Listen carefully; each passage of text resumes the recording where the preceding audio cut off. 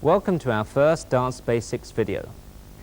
We will be dealing first with the hold and body position, and later in greater detail to the figures in waltz and tango.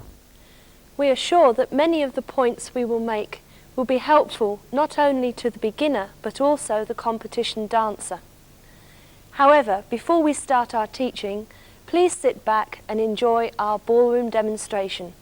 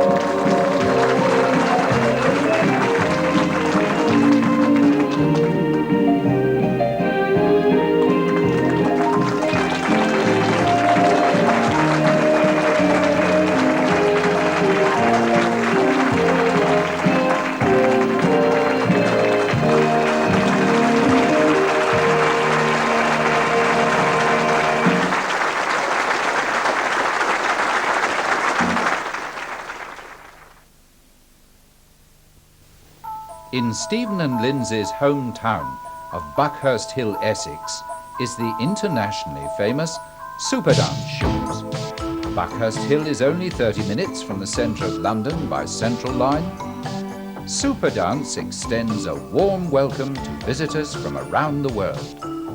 The men's black patent ballroom shoe, as worn by Stephen to win many major dancing championships.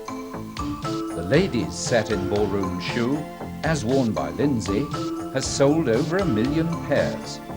Heel heights range through 2-inch, 2.5, 3 and 3.5 inches with either rounded or pointed toe.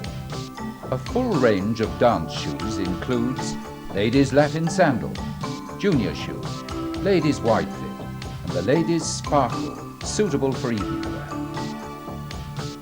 Send for our coloured brochure and price list, or when next in London, why not visit the Super Dance shop?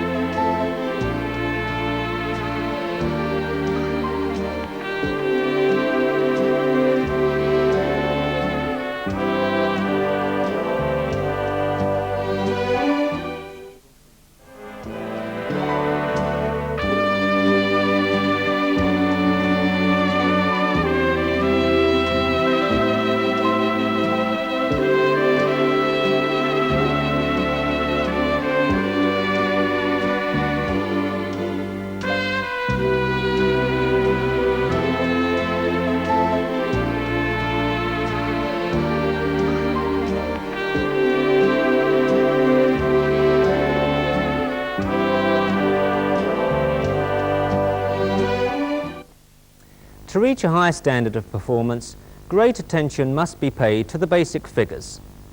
Let's begin with the hold. Before taking hold with your partner, your individual stance must be correct. Think of the body, arms and legs as a unit and not as individual segments. If the center of the body turns, the arms and legs turn. You can feel this by extending your arms outwards and rotating your center. Are you in one piece? Now bend the arms into dance position and feel the rotation from the center and out through the elbows. This is very important to be able to lead your partner. The body can be divided into 4 major blocks of weight. We have the head, the shoulders and the chest, the middle line and the hips. These should all be vertically lined up. If we lose tone through the middle line, this tends to cause the hips to either drop backwards or, worse still, to drop forwards. When the bodies are placed together, the ladies should be positioned towards the right side of the man's center line. I will demonstrate this with Lindsey.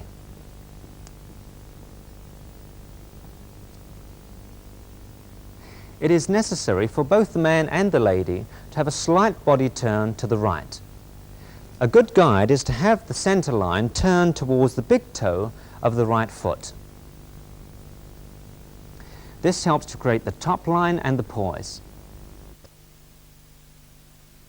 Due to the lady's body being towards the man's right side, the feet will be slightly offset in relationship to the man's, creating 4 tracks with the feet.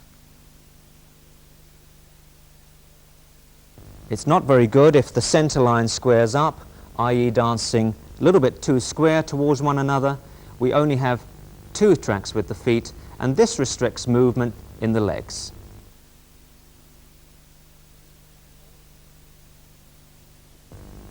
The hold and shape of the hands are very important to create a good picture. Now do this. If you place your hands in front of you and turn the hands out from the wrists, the palms are down. The left hand can be placed directly into position. The right hand must be rotated outwards so that the palms are facing together. Notice that the fingers of the right hand are pointing down so as not to restrict the lady's shoulder. The lady's right hand is hooked over the man's left hand.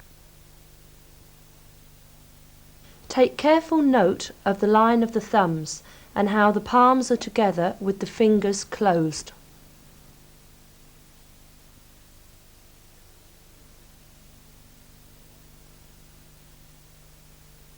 The left hand is placed so that the wrist and hand are on top of the man's arm.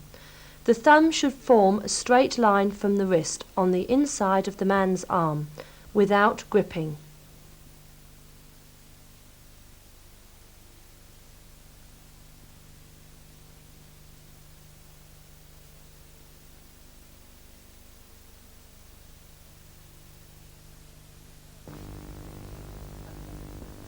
We would now like to dance for you the natural turn in the waltz.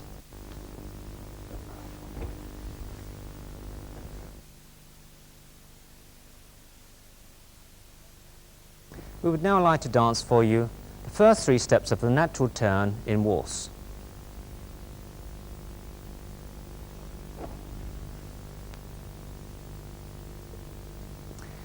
The technique for the natural turn is 1 right foot forward and 2 left foot to the side. This can be a little bit misleading, as in actual fact the feeling of the natural turn is of a forward swing. So we are using this line in order to show you the actual foot positions that we dance on. On the first step, we dance the right foot forwards and the body is commencing its swing forwards. On step 2, although it's a side step, the swing continues on our straight line and the leg is swinging forwards slightly to the left of the floor marker. The hips are now swinging in a sideways direction and cause the legs to close for the 3rd step. Notice that my body is slightly underturned and the body completes its turn at the end of step 3 as we lower. We're now backing the line of dance. On steps 4, 5 and 6 we're on the inside of the turn, and so again I anchor my body weight onto my left leg, allowing my right leg to swing open, and now dance again a side swing to close the feet at the end of the natural turn.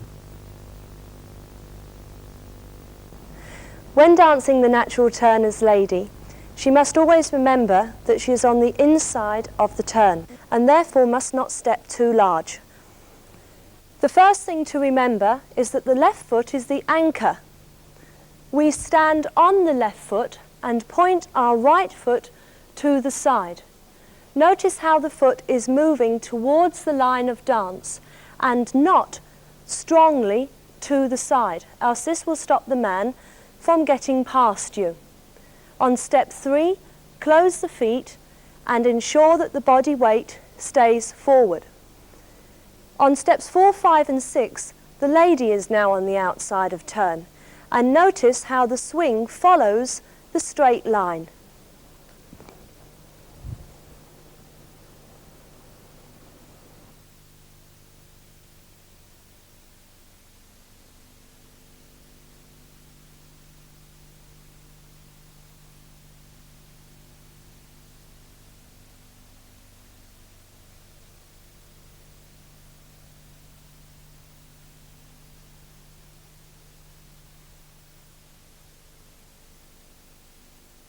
And now we would like to develop this into the spin turn.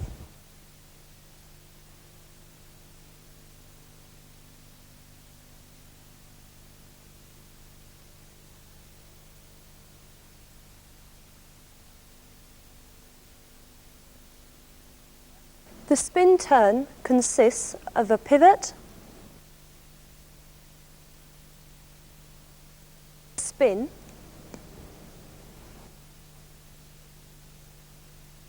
and a lowering action.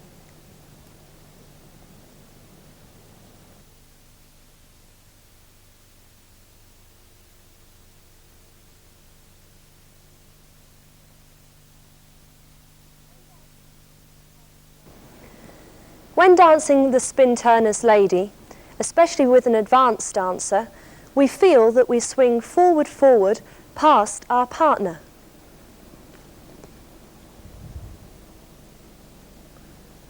I will also show you this with Stephen.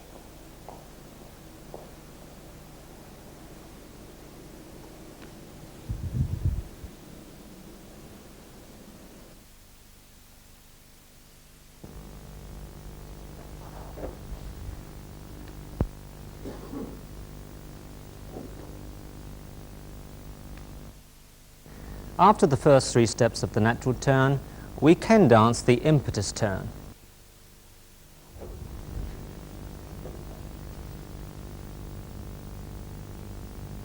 There are 1 or 2 points to cover on the impetus turn. Remember, for the man, your body is on the inside of the turn, although your arms are on the outside of the turn and so travel the greater distance. Must be remembered whilst dancing the heel turn that the arms must be free to dance with the lady's back. Don't hold them too tightly or fixed at the shoulders, and otherwise you'll stop the rotation of the lady to the promenade position. The man is dancing a heel turn, and I would suggest that you think of keeping the knees flexed, rising at the end of 2, and attaining the up position on 3.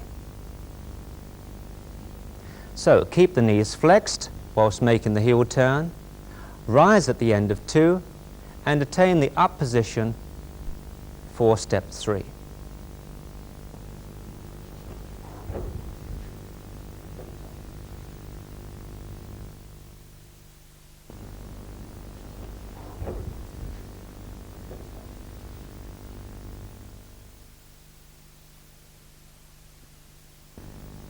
Another figure which requires careful use of direction is the whisk and chassé.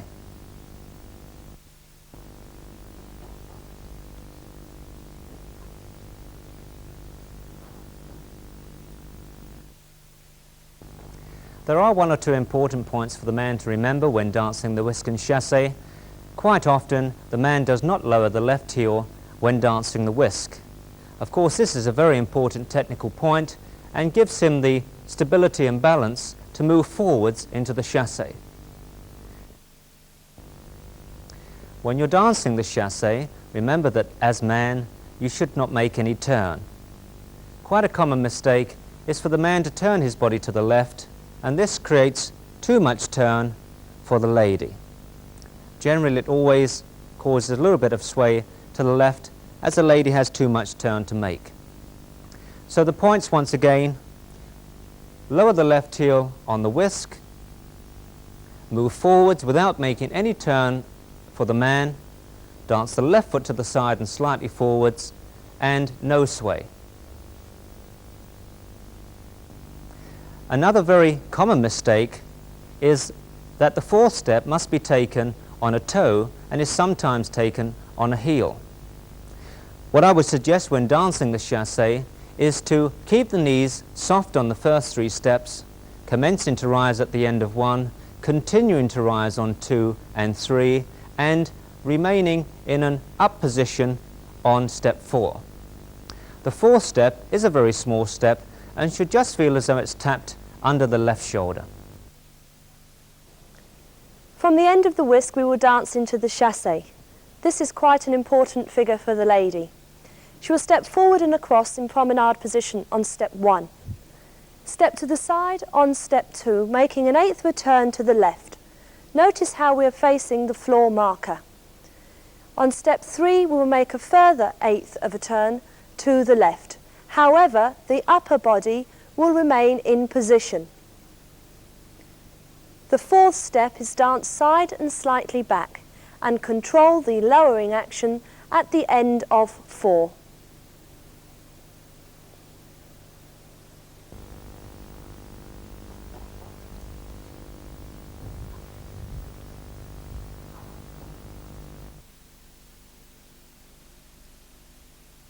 We would now like to move on to reverse figures, starting with the telemark.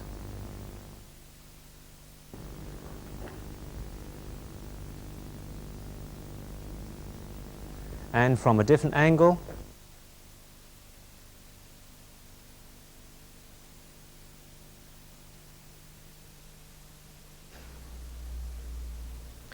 The left side starts forward.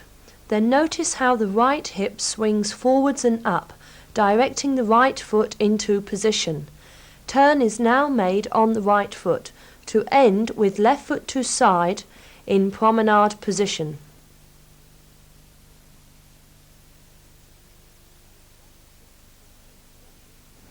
The sway for this figure is straight, left,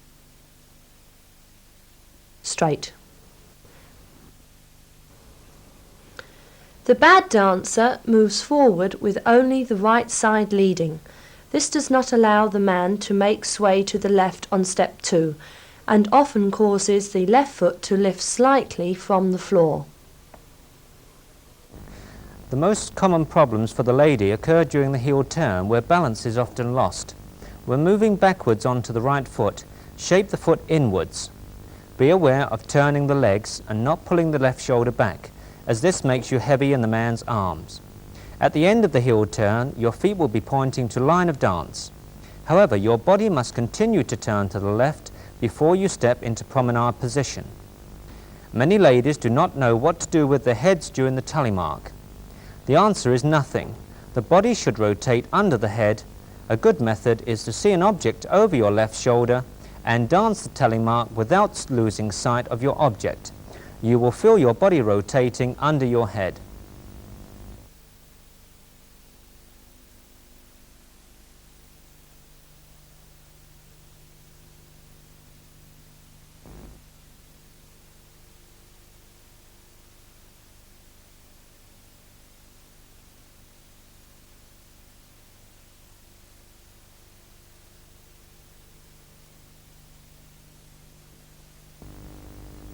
The next figure we would like to dance for you is the double reverse spin.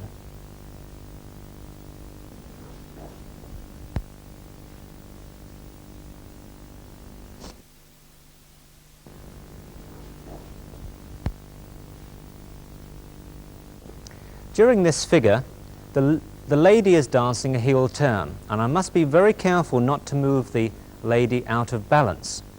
The feeling that I have is of dancing the left foot underneath the left elbow and the right foot underneath the right elbow. I can then spin on the right foot, ending with the feet together, and lower and take the next step. Lindsey would now like to demonstrate the ladies' steps. Lindsey will dance a heel turn on the first 2 steps. She ends facing the line of dance. Although the next step is a side step, Lindsey continues to feel that she's dancing forwards. Her body continues to rotate, which gives her a naturally crossed position with her feet. She's then ready to lower on the front foot and step back into the next figure.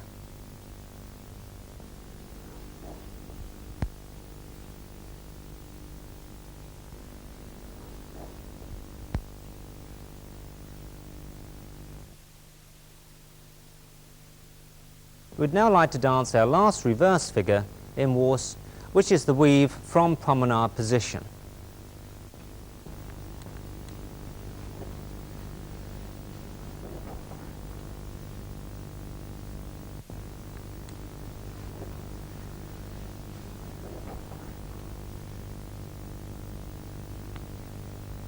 When we dance this figure, our main thought is to keep the figure long and thin.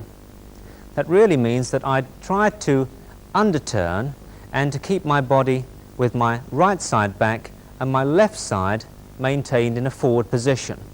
This will be a very strong feeling when you arrive on step 3. I try to keep the right side back and the left side forwards, as opposed to rotating, which tends to block the girl who is beginning to move forwards. We'll show you this once again up to the 3rd step.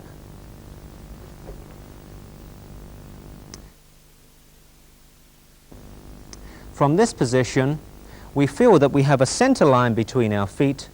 The man is maintaining his position moving backwards on this side of the line, and the lady is moving forwards on the other side of the line.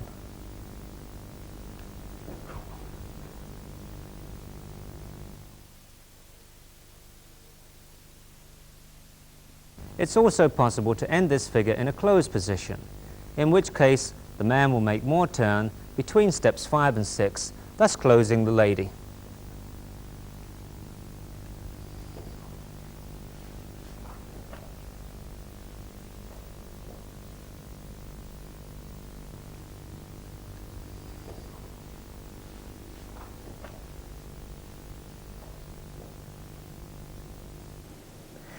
A common mistake made by many ladies is trying to swing across the man's line on step 2.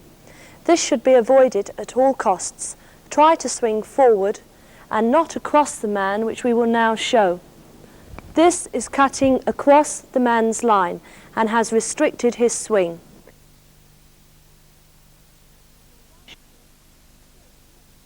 The right foot should have swung forward past the man.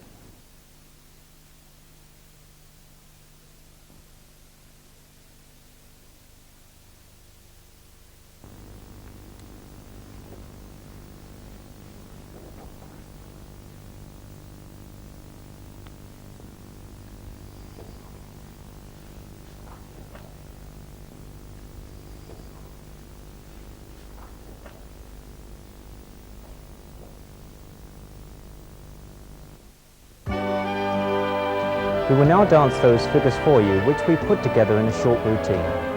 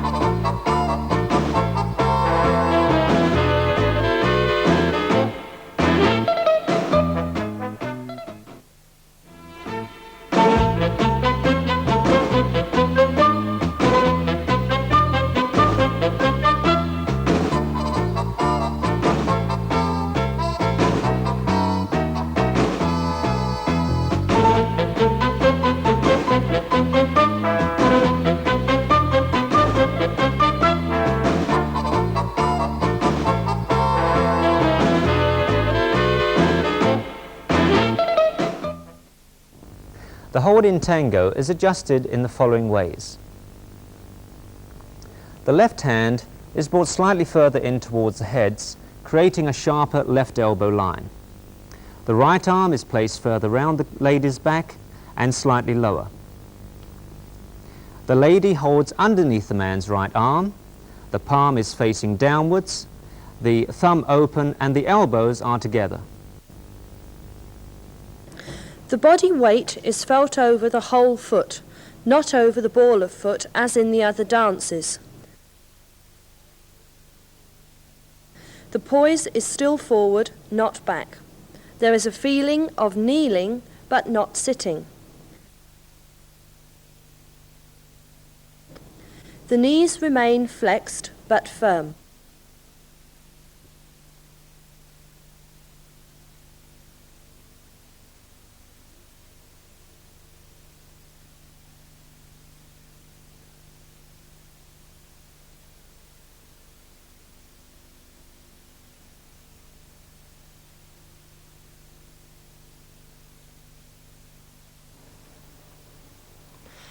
Notice how the man's left knee veers towards the right knee, with the natural opposite for the lady.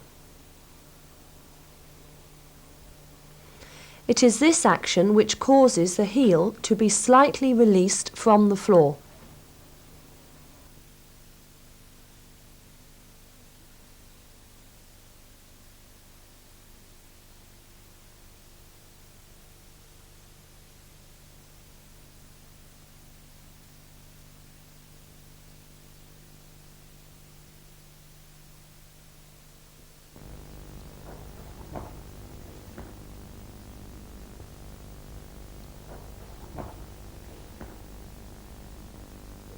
Two of the most important steps in tango are the walks and the progressive link.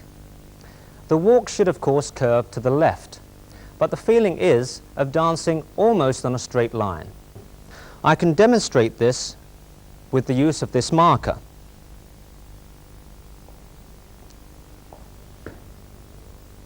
You can see that although I was curving the walks, it did in fact move just slightly to the left of the line. Some dancers, in order to try to curve the walks, lose the shape from their right side and do in fact move to the right of the line.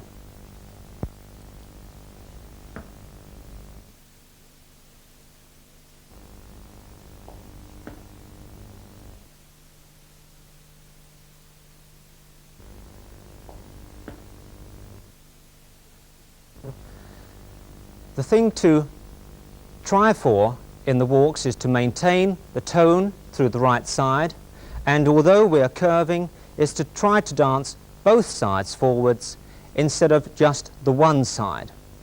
Another good tip is that although the left leg is placed in CBMP, a slight turn on the first step will in actual fact cause the left foot to move directly forwards and not to move across the line of the right foot. I will now show you this step with Lindsey.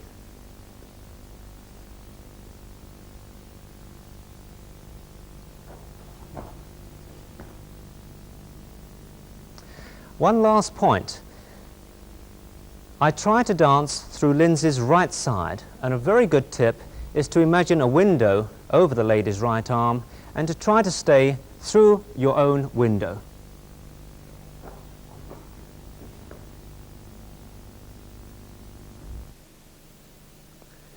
For the lady, you should think of dancing your left foot under your left elbow.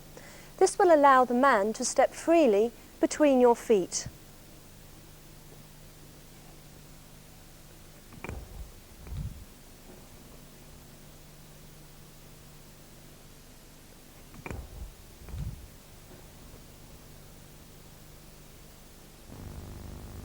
A good progressive link is achieved more through timing and relaxation than it is through physical strength and using the arms to turn the lady. I try to use the left leg very strongly, and when dancing the first step of the link, the thighs are closed, and I use the large muscles in my thighs and hips to dance the progressive link. I also release the right arm on the girl's back. This allows Lindsey to make a quarter of a turn to end in the promenade position, and so the link will look like this: quick, quick. I can show this with Lindsey. Once again, release the right arm, think of dancing very strongly with the left leg, quick, quick. For the lady, her link is created through a strong turn in the ball of the right foot. And notice how the left foot ends to the side and slightly back. We will show this from another angle.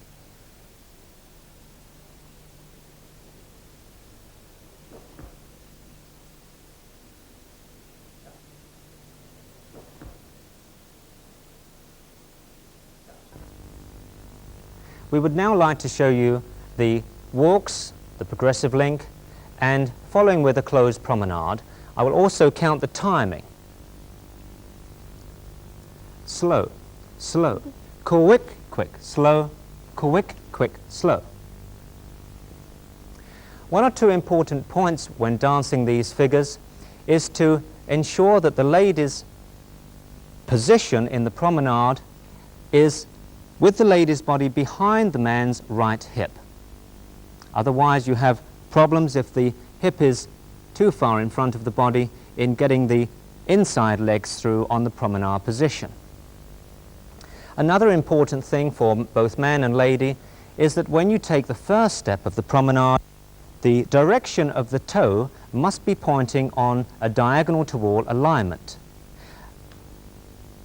If you turn the toe out towards the line of dance, of course you cause your center to turn away from the lady, and this causes the tight right shoulder and also a dropped elbow position, which is very undesirable in a promenade position.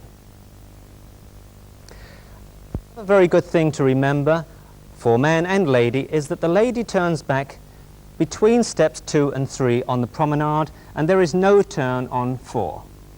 Slow, quick, quick, slow. We often like to use words when dancing the closed promenade in order to give us the correct feeling of the steps. Quite often when I'm teaching, I use these words to give the couple the correct feeling.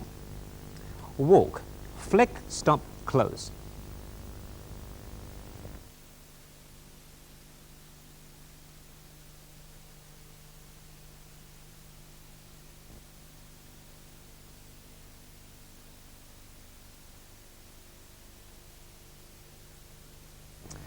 One of the most popular figures danced in the tango today is the chase. We often see this figure badly danced for one main reason, which is on the third step, the couple turn to the left when there should be no turn. The main accent of the figure is danced on the fourth step and is a sharp body turn to the right. We will show you this figure. Slow, quick, quick, quick, quick, quick and quick, quick, quick.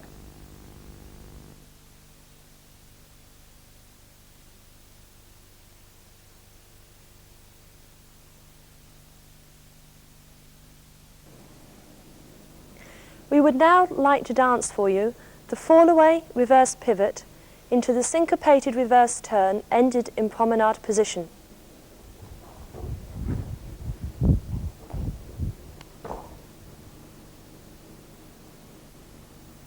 A common competitive figure is the fall-away slip pivot. When we dance this action, we often find that the man will open his left side. This creates a very bad body line, and if we show you, you will see that at the end of the slip pivot, it is very difficult to maintain balance.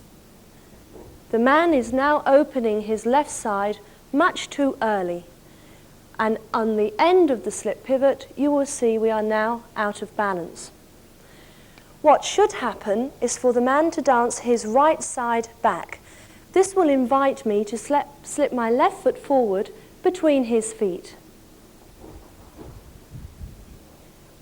You will see that our centers are now facing each other, and we try to maintain this position until the end of the syncopated reverse turn.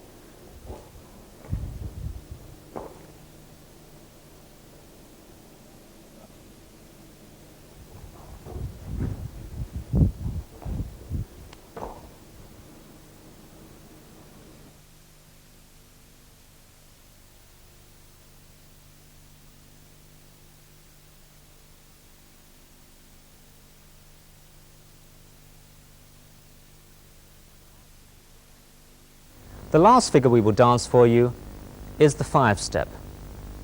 When I dance this figure, I use the timing quick, quick, slow, and slow. I do this for one main reason. When I dance the slow, which is on the 3rd step, I like to feel that I come to a stop at that position, and then we can achieve a very fast flick to promenade position for the steps 4 and 5. I will show you this figure. Quick, quick, slow, and slow. A very important foot position for the lady is that when she takes her fourth step forwards, it's on the ball of foot, and very quickly she turns her feet and her head in synchronization with the man to end in the promenade position. So once again, recapping, dance the timing quick, quick, slow, and feel a very strong CBMP position on the third step, quick, quick, slow, and then synchronize the head and the foot turn for the lady in slow.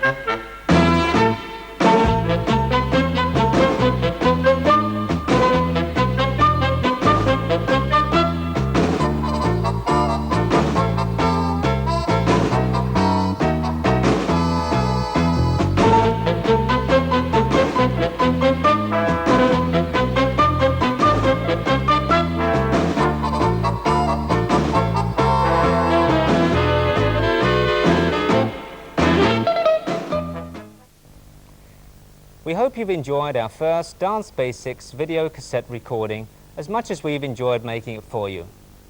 Our next video will cover Foxtrot, Quickstep and the Viennese Waltz. From Lindsey, Sweepy and myself, until the next time, it's goodbye for now. Goodbye.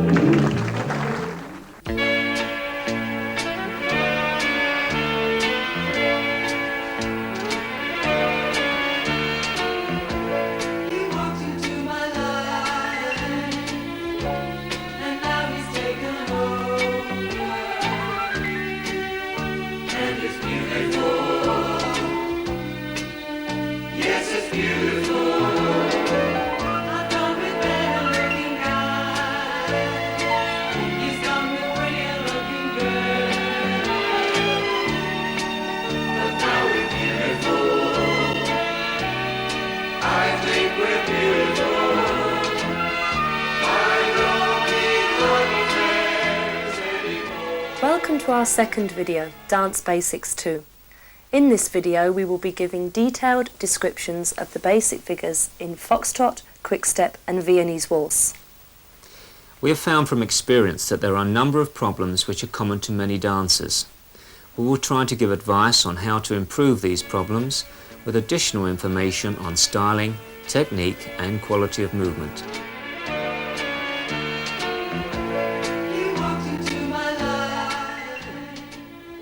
The character of Foxtrot is smooth, flowing, rhythmic movements, gliding effortlessly across the dance floor.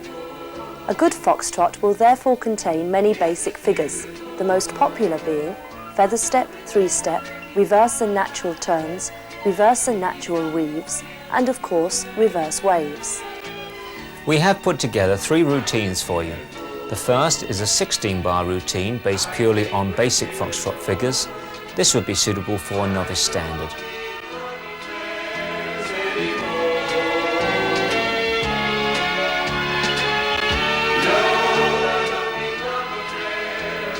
Our second routine is based again on basic figures.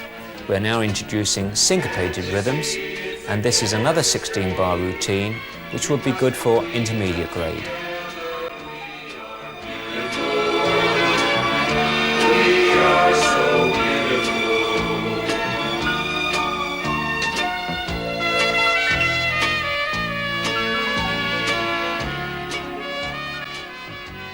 Our third routine is slightly more advanced. We're now incorporating fallaways and advanced syncopations. We hope that you will notice, however, that all the advanced figures are interwoven with flowing basic actions.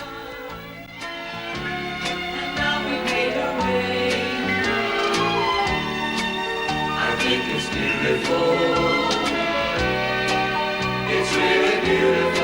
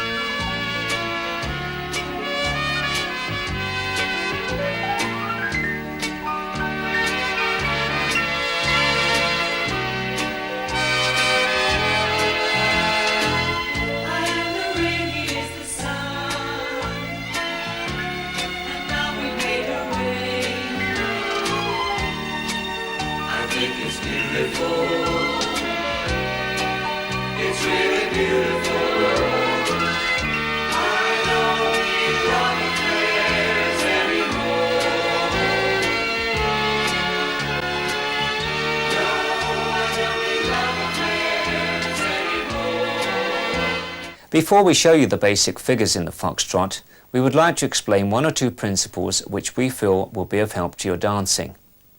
Our first subject is CBM, or contra body movement. Without CBM, it's impossible to acquire the quality of movement which hallmarks the expert dancer. CBM is a turning of the body from the standing leg towards the moving leg. Therefore, when producing a step with the right foot, the body is turning to the right. We would like to show you this in more detail. Contra-body movement is used on the majority of slows in preparation for a turning or curving step. A faulty application of CBM can have disastrous results, producing twisted body lines and broken sways. Therefore, the degree and varying application of CBM should be carefully considered. Closely connected with CBM is sway. It's important to remember that once sway is achieved on the first quick, it is never increased on the second quick.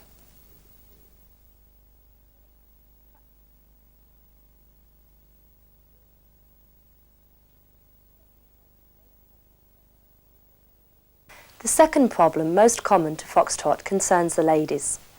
In order to dance a good foxtrot, the lady must roll through her feet, releasing the front toe on every backward step. This releasing of the front toe allows the man to step easily outside partner.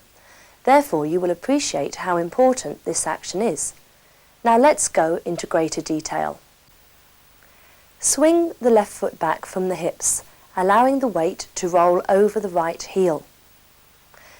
As the ball of the left foot strikes the floor, the right toe is released from the floor. At the full extent of the stride, the weight should be balanced between the ball of the left foot and the heel of the right foot. Continuing to move backwards, draw the right foot back towards the left foot, at the same time lowering the left heel.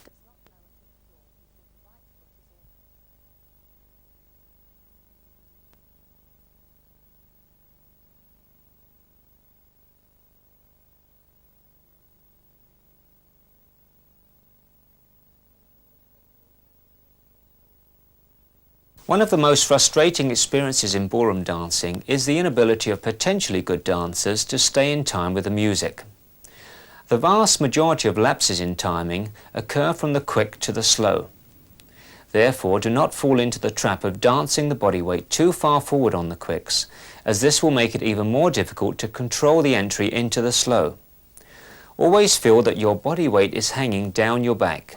So what we would advise to do is to feel that when you produce a swing on the quicks, for instance in a feather step, that you keep the weight feeling as though it's hanging down the back so that it can lower into the second quick, and from this standing leg produce a controlled slow action over 2 beats of music.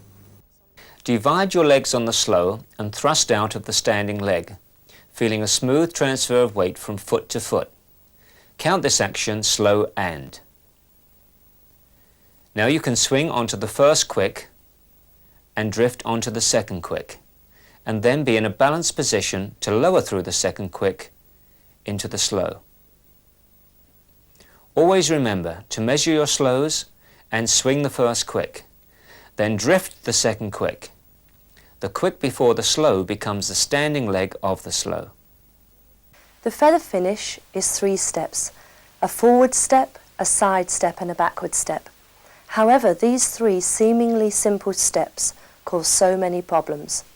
I approach the feather finish in this way. Firstly, I think of swinging a straight line forward through the man's left hip on a feather finish. Step forward onto the left foot, allowing the weight to arrive fully over the foot. The right foot now swings forward. As the weight is taken onto the right foot, the right leg turns and the heel lowers immediately. Roll backwards through the right heel and establish a balanced position between the heel of the front foot and the toe of the back foot. Notice that this 3rd step is quite small, creating a triangular base.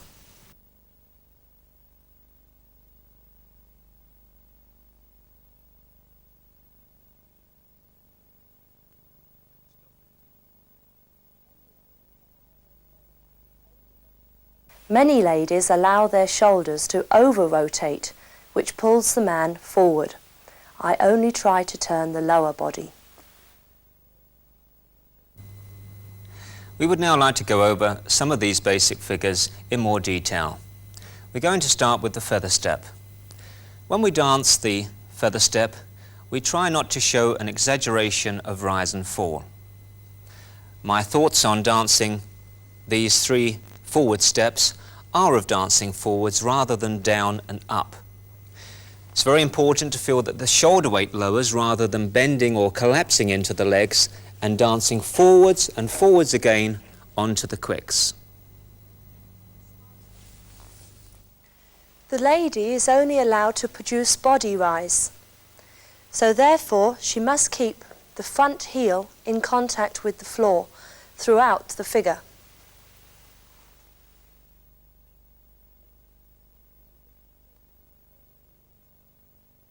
Now we're going to show you the reverse turn in foxtrot. A common mistake by the man is to over-rotate the first 3 steps, and we feel that a lot of men use too strong a rotation in the upper body and shoulders. Now I think of dancing forwards onto my left foot, I then continue to swing forwards onto my right foot, and now feel that I get my leg and foot rotation rather than over-rotating in the upper body. This over-rotation quite often causes the 4th step to move out of line, so a strong rotation in the shoulders will quite often cause this 4th step to move out of line. If we continue the reverse turn into the feather finish, this of course is one of the most difficult actions to dance for the man. The man is moving backwards, backing line of dance when he enters the 4th step, and I feel that my left leg swings under my body, continues back down the line of dance, and ends on a pointing alignment rather than moving diagonal to wall. So the feather finish, the right foot moves back, the left foot continues back down the line of dance, ending pointing diagonal to wall, and then continue with the left side kept forwards, ending in CBMP, and then lowering into the next figure. Now let's dance this figure together. Slow, quick, quick, slow, quick, quick, slow. The three-step for the lady consists of 3 backward steps. The right foot moves straight back. The left foot then technically moves back. However, when we dance with a partner, it's important to slightly open the left leg, allowing the partner to step between one's feet. So we start with the right foot back, and then the left foot moves back, but slightly open, allowing room here for the partner to step between your feet. Continue back again with the right leg tracking in a straight line backwards. Now the three-step for the man. This figure has proved rather difficult with most male dancers, and there are 1 or 2 technical differences between the normal foxtrot technique and the technique we use when dancing a three-step. It's very important to realize first of all that we're only dancing what we call 2-step rise. So from the slow with the left foot, we're down, we then rise at the end of the 2nd step, we're up for the 3rd step, lower at the end of the 3rd step, and then commencing again, rising at the end of the 4th step, which would be our entry into our natural turn. There are 1 or 2 unusual points with this. One of the unusual points is that when we dance the right foot on the 2nd step, we're actually swaying to the left. Normally, when we use the right foot, we would normally be swaying to the right. The other difference is that that step is also timed with a quick, and it's very unusual to be dancing slow and a quick using the heel. Normally the quicks are always danced on the toe. When we dance the 3-step, it really does feel very, very smooth, almost to the point of being flat. And so, again, exaggerated rise and fall would be a little bit of a disaster on this figure. A good description of dancing a 3-step would be that it's a feeling of just going over a very slight bridge and then coming over the other side. And that is about the degree of rise and fall that I feel I get. So if I demonstrate this, there's this very slight rise through the right foot, just going onto quite a low toe onto the left foot, lowering through that foot and preparing for any natural figure. When I dance this figure with Lindsey, as Lindsey has said, her left foot moves a little bit to the left, and this allows for my shoulder lead and my right leg coming through under my body between the lady's feet. Now I would like to just show you this 3-step with Lindsey, starting with the left foot, slow, quick, quick, slow. And once again from this angle, slow, quick, quick, slow. You'll notice also that the hold has to be very, very free in order to allow for some expansion through the top. If you hold your arms very tight, then the lady tends to be caught too square in front of you here, and it does make for a rather jerky type of action. So a feeling of freeing off the arms and allowing the lady to dance backwards over her left foot is a very good tip. We would like to show you now the natural turn with an open impetus ending into the natural weave.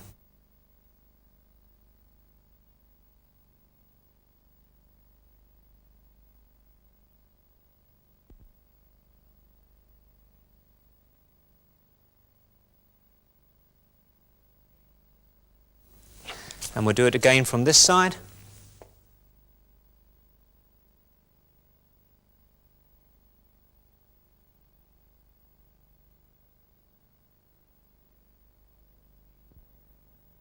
And now I'll go into detail with some points for the man.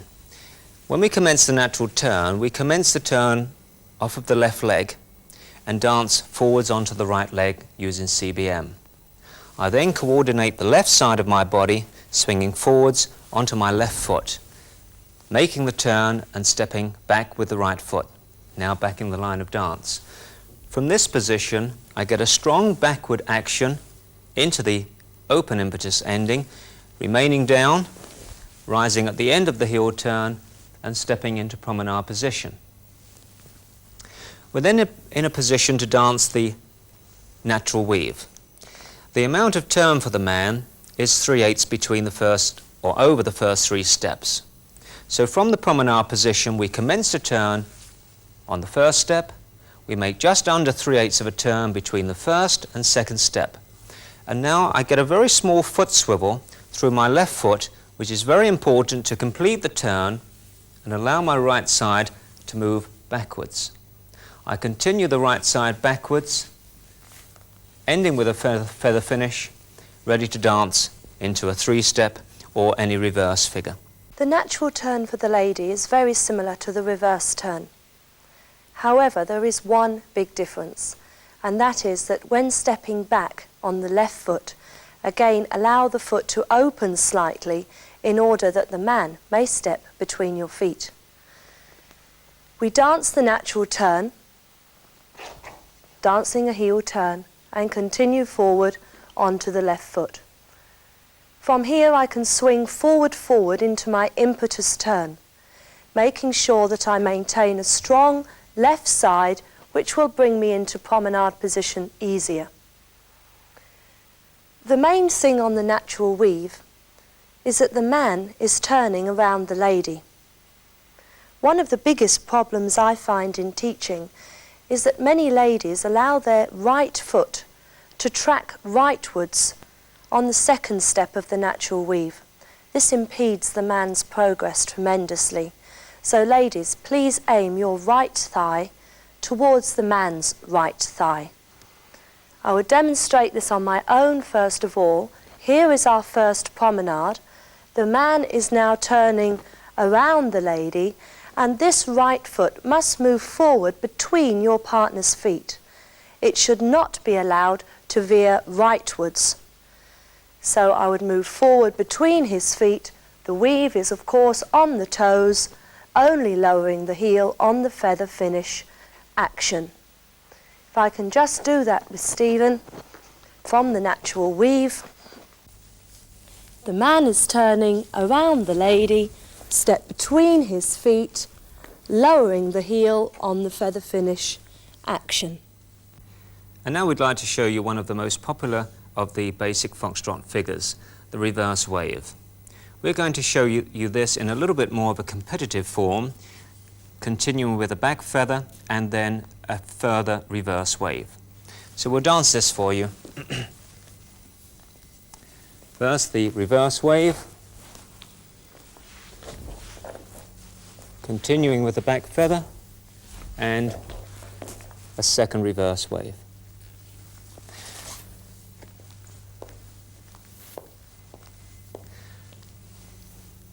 When I dance this figure as man, I have to be very, very careful that my shoulder weight does not move too far back when dancing the quicks in this figure.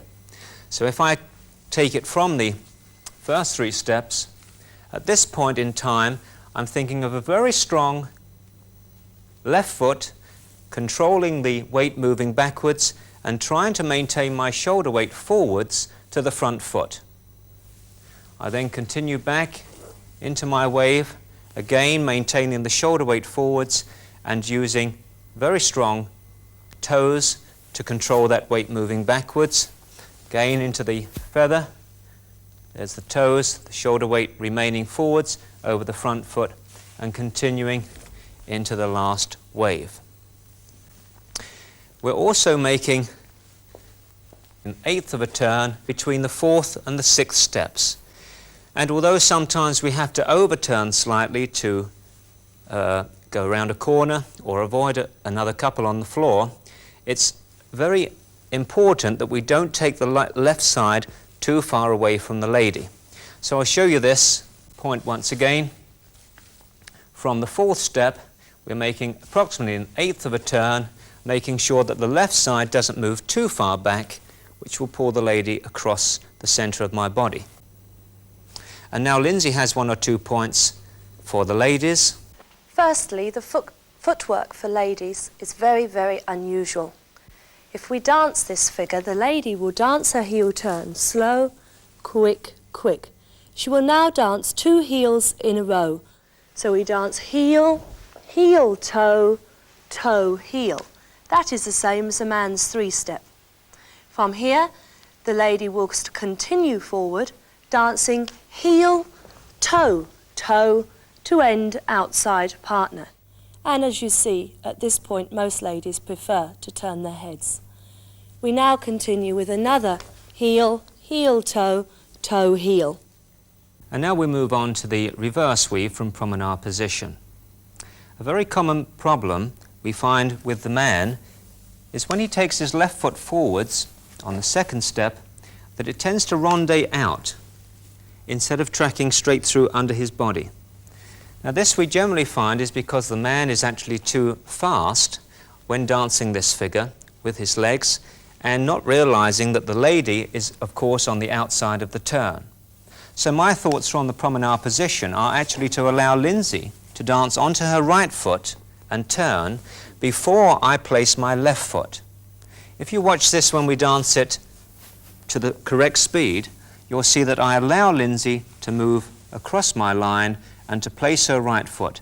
I would then place the left foot absolutely perfectly in time with Lindsey's right foot. Allow her to pass, place the foot. So the feeling of is of really waiting for the lady to come across me on the outside of the turn before I step onto my left foot. Again, once we're in a weave position, feeling of keeping the right side back allows the lady to move outside partner. So from the promenade position, let her come across and then keep the right side moving backwards to complete the weave. Again, another backward figure for the man, very important to remain on the toes, maintain the shoulder weight forwards, always to the front foot. Very common mistake when moving backwards for the man is to allow the shoulders to dance to the back foot, and this gives it a very heavy look. If your shoulder weight moves back, timing is very difficult and the posture or the weight is of course too far back. And now we'd like to dance for you the hover cross.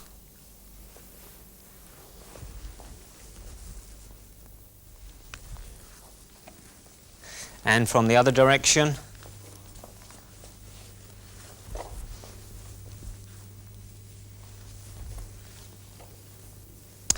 Now, one of the major problems with this figure is that sometimes the man does forget to point the 3rd step or the right foot when he places it to the side.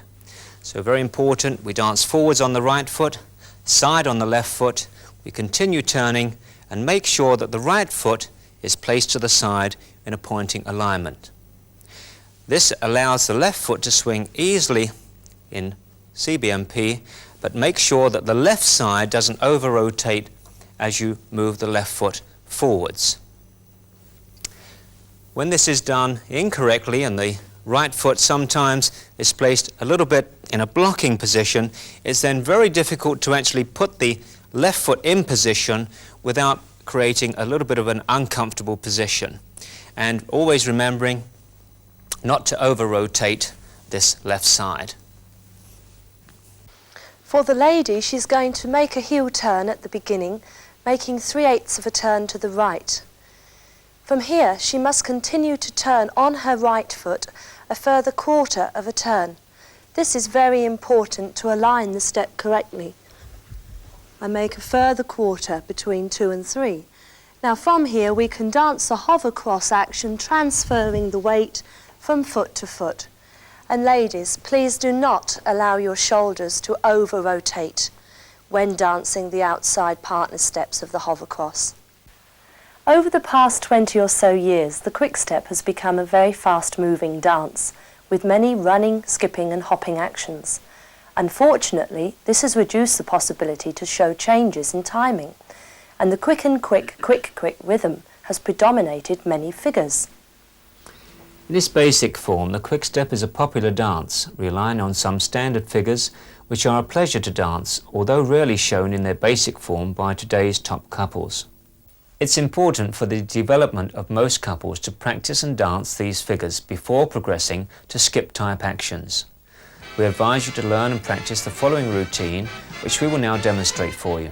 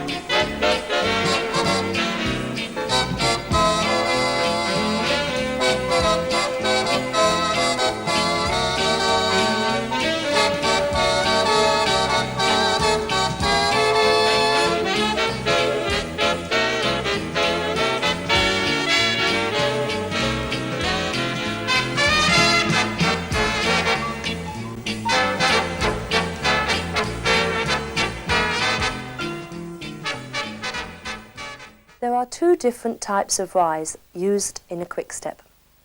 The first is a three-step rise.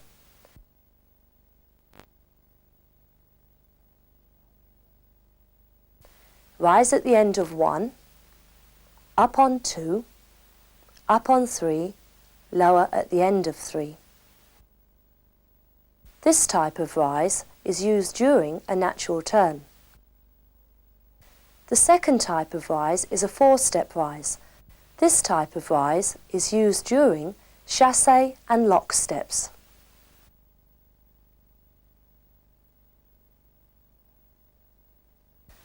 Commence to rise at the end of 1, continue to rise on 2 and 3, up on 4, lower at the end of 4.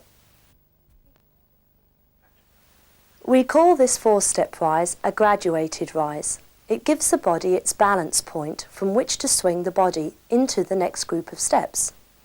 If you dance a weak chassé or lock action and are unable to produce a light controlled action from the fourth step onto the next slow, no amount of tricks will provide adequate compensation. We would now like to deal with the progressive chassé, the forward and backward lock step. The technique for both the man and the lady are exactly the same. We will start back with the progressive chassé. The right foot will move backwards under the body, or slow.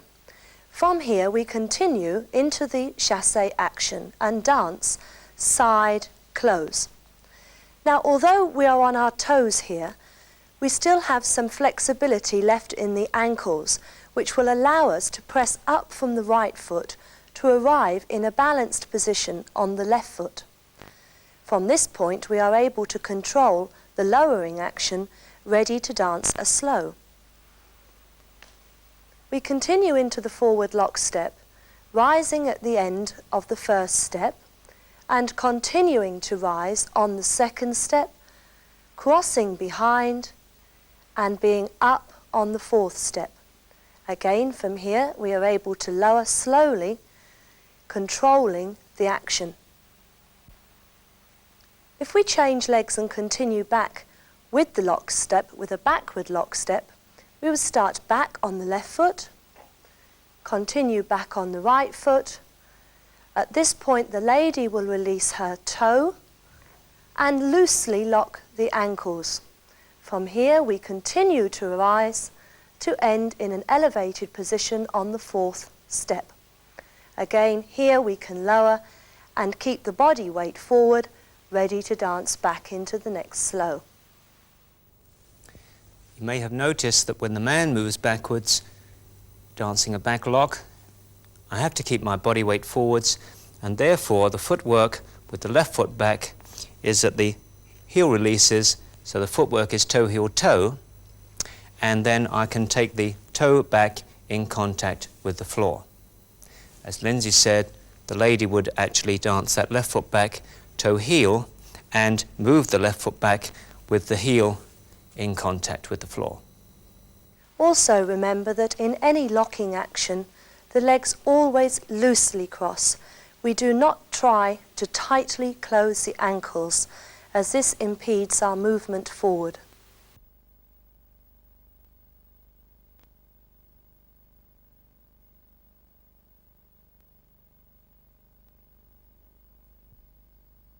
A very popular figure in the quick step is the running right turn. It's very useful for dancing around a corner, and we like to think of this figure as being made up of three component parts. The first part, a natural pivot turn. The second part is an open natural turn, and we end with a running finish. So let's show you this figure. We dance slow, quick, quick, slow, slow, quick, quick, slow, quick, quick, slow. And once again in this direction, our natural pivot turn, slow, quick, quick, slow, slow, quick, quick, slow, quick, quick, slow. As you can see, this figure continues turning to the right. And it's very important that from the natural pivot turn, we do continue turning strongly to the right, making half a turn. So I'll break this down. We dance 3 steps of a natural turn, making half a turn on the pivot on the left foot. We then continue to make another half a turn over the open natural turn, slow, quick, quick. And our running finish, making about 3/8 of a turn, continuing to the right, slow, quick, quick, slow. So as you can see, the strong turn over steps 4 to 7 lead the lady to dance the heel turn on the open natural turn. It's also a very important point that when the man is moving backwards on step 7 with the left foot, be careful that the heel doesn't lower to the floor, causing the weight to drop back. Make sure that you just use the ball of the left foot to complete the running finish ending. We would now like to dance for you a very popular combination of figures. The progressive chassis to the center, the quick open reverse, followed by the 4 quick run. We count this slow, quick, quick, slow, slow, slow, quick, quick, slow, quick, quick, quick, quick, slow, slow. And we'll do that from the other side. Slow, quick, quick, slow, slow, slow, quick, quick, slow, quick, quick, quick, quick, slow, slow. One of the most common problems when dancing this figure is that on the quick open reverse, the man tends to over-rotate. And this makes it very difficult for the lady to move outside partner. So if we dance the quick open reverse for you, when I dance my right foot to the side, I try to feel that I keep my right side moving backwards and step left foot back in CBMP. This allows Lindsey to step comfortably outside partner. From this position, we're dancing the 4 quick run, which gives me a toe, heel, toe footwork. So from my left foot back, I'm dancing toe, heel, toe, very similar to a feather finish, and this gives me the flight and movement to dance into my 4 quick run from that position. When we dance the 4 quick run, again I try to angle my body or keep my body on quite a thin line, and this makes the step flow very smoothly, gives us a lot of power and movement.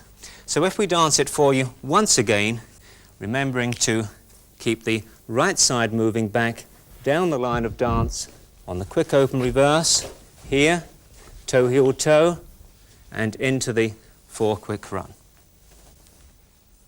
For the lady, as in all dancing, it's very important that the centre of the body stays aligned towards the partner.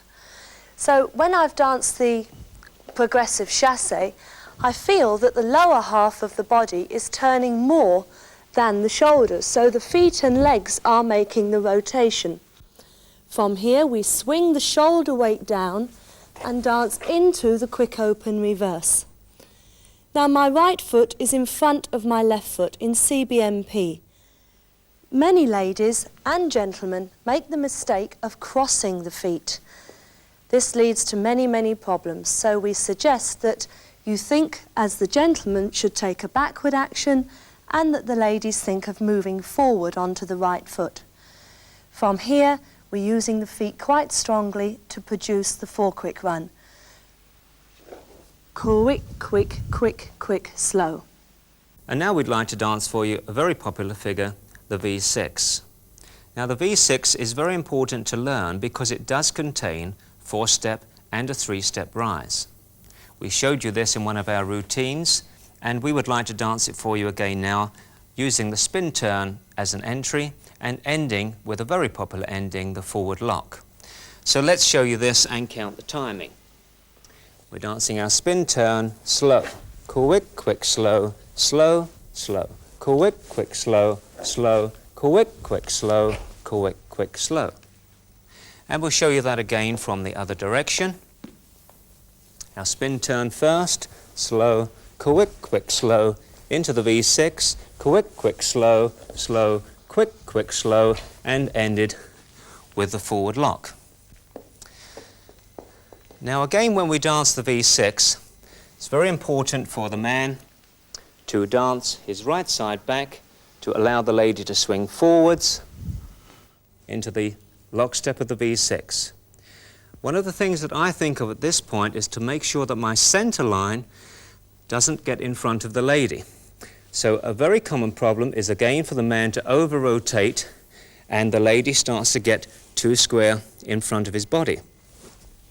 So when we dance the V6, I'm thinking very much of my center staying through this left-hand window here, making sure that although I make a quarter of a turn in the feet, my body is underturned so that I can swing very easily into the forward lock. This figure is a very useful figure. It can be danced across the short side of the floor or down the long side, and it's a very smooth flowing, rhythmic type of figure to dance. The V6 is standardised after a natural turn. If we dance the 1 to 3 of a natural turn, the footwork for the lady on the first step of the V6 will be heel-toe. We dance the natural turn slow, quick, quick, using a 3-step rise. From here we dance our 4-step rise starting with a heel, and then we would continue into the forward lock step.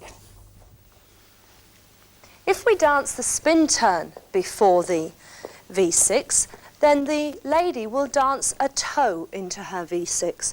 Slow, quick, quick, the spin turn and a toe into the forward lock step. It does help to just soften the knee to get some impetus to move forward into the lock. One of the most popular competitive figures danced today is the pepper pot, and this is often danced in 2 different ways. The first way we will show you is by dancing a double lock step or a syncopated lock step. First we dance a step, hop, quick and quick, quick, quick, slow.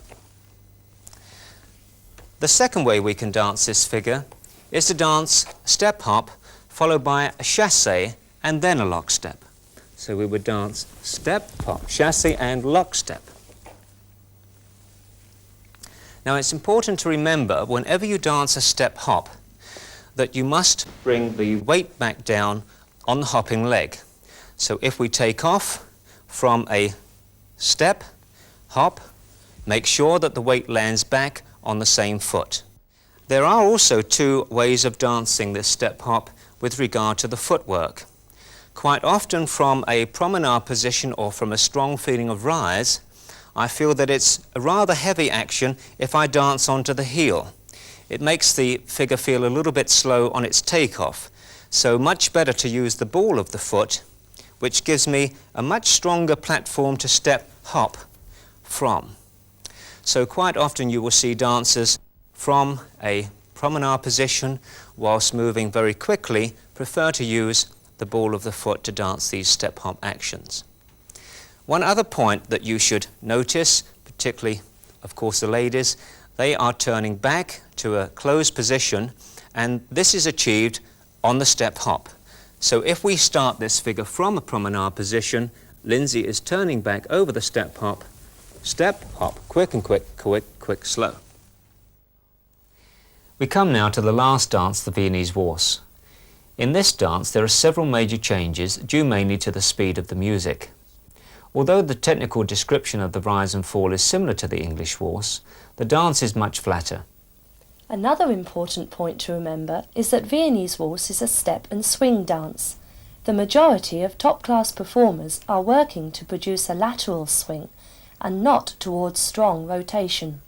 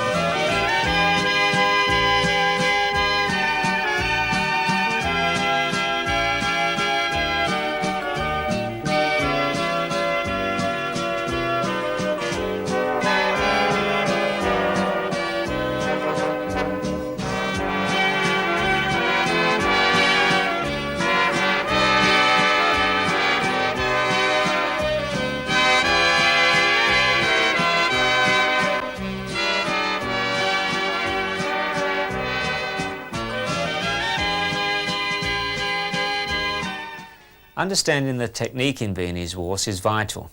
However, technique alone will not produce a desirable performance. When we dance Viennese Waltz, we think of the following things. Firstly, the principle of outside and inside of turn. The person moving forward is on the outside and will therefore have the bigger movement or swing. The person moving backwards should be more negative with a smaller swing.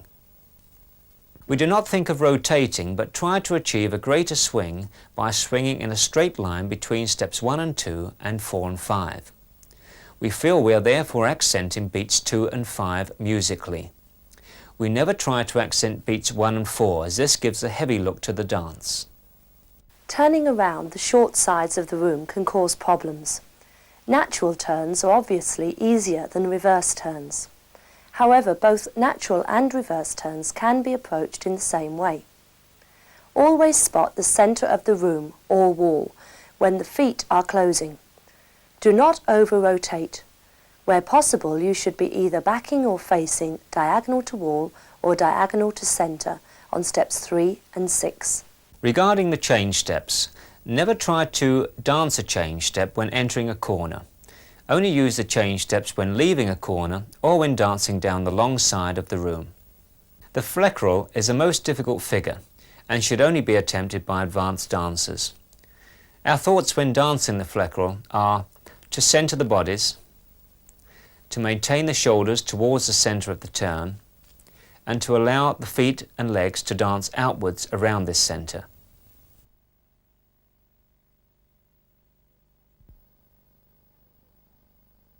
The natural turn. Commence facing diagonal to centre. Step number 1 should be taken straight down the line of dance. An eighth of a turn is made between the standing leg and step 1. Allow the body weight to pass over the right foot fully before swinging the left foot forward. The left foot will now end to the side. Continue turning to the right and close right foot to left foot. Half a turn to the right should be made over the first 3 steps, now backing diagonal to centre. It is important to the flow of the dance that the couple do not over-rotate. On step 4, the left foot moves back and slightly to the side, allowing partner to step easily between one's feet. Retain the body weight over the 4th step, whilst pointing the right foot to the side. Close left foot to right foot with foot flat. Ensure you are facing diagonal to centre at this point. Although the sway in a natural turn is similar to English waltz, straight right right, straight left left, the man may hold the preceding sway slightly at the beginning of steps 1 and 4. The change step.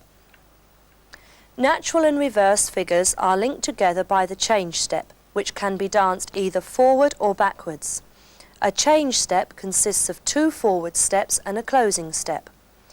A natural to reverse change step is 1 right foot forward, 2 left foot forward, 3 right foot closes to left foot, making 1/8 of a turn to the right over the 3 steps.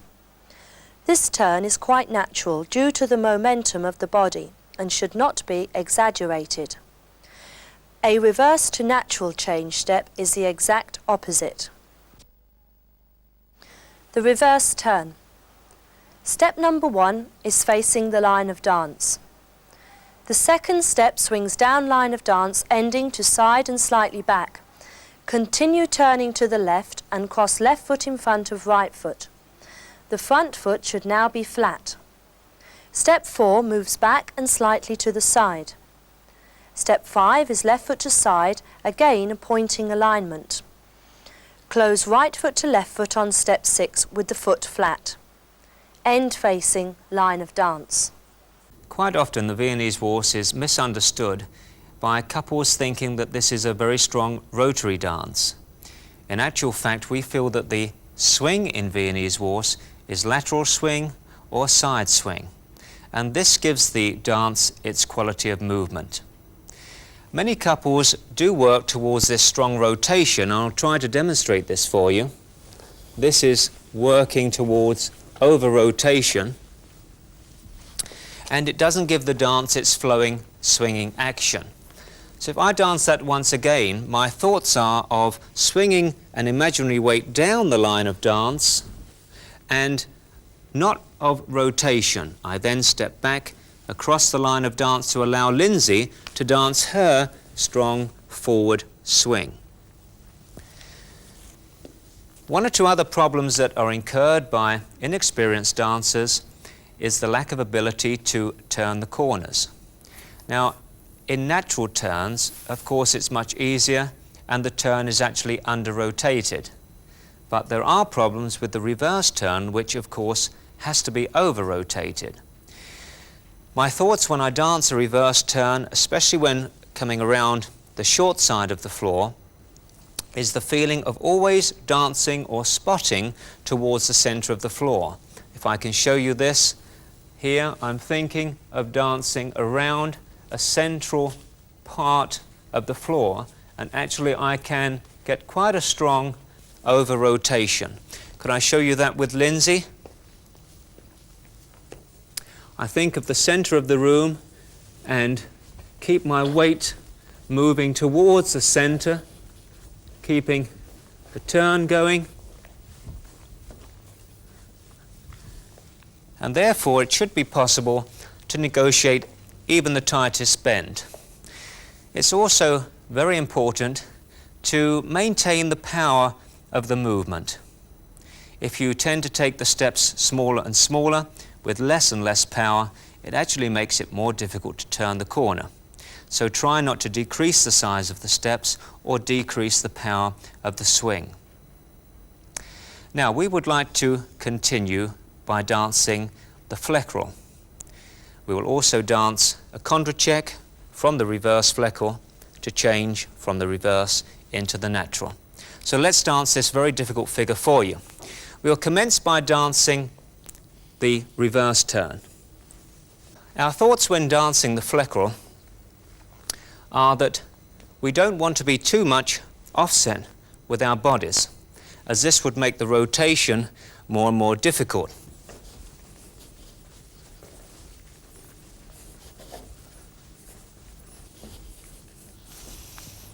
So as I take the reverse turn into the fleckerel, on the last 4, 5, 6 of the reverse turn, I try to get our bodies a little bit more centered. This will make the turn easier during the fleckerel.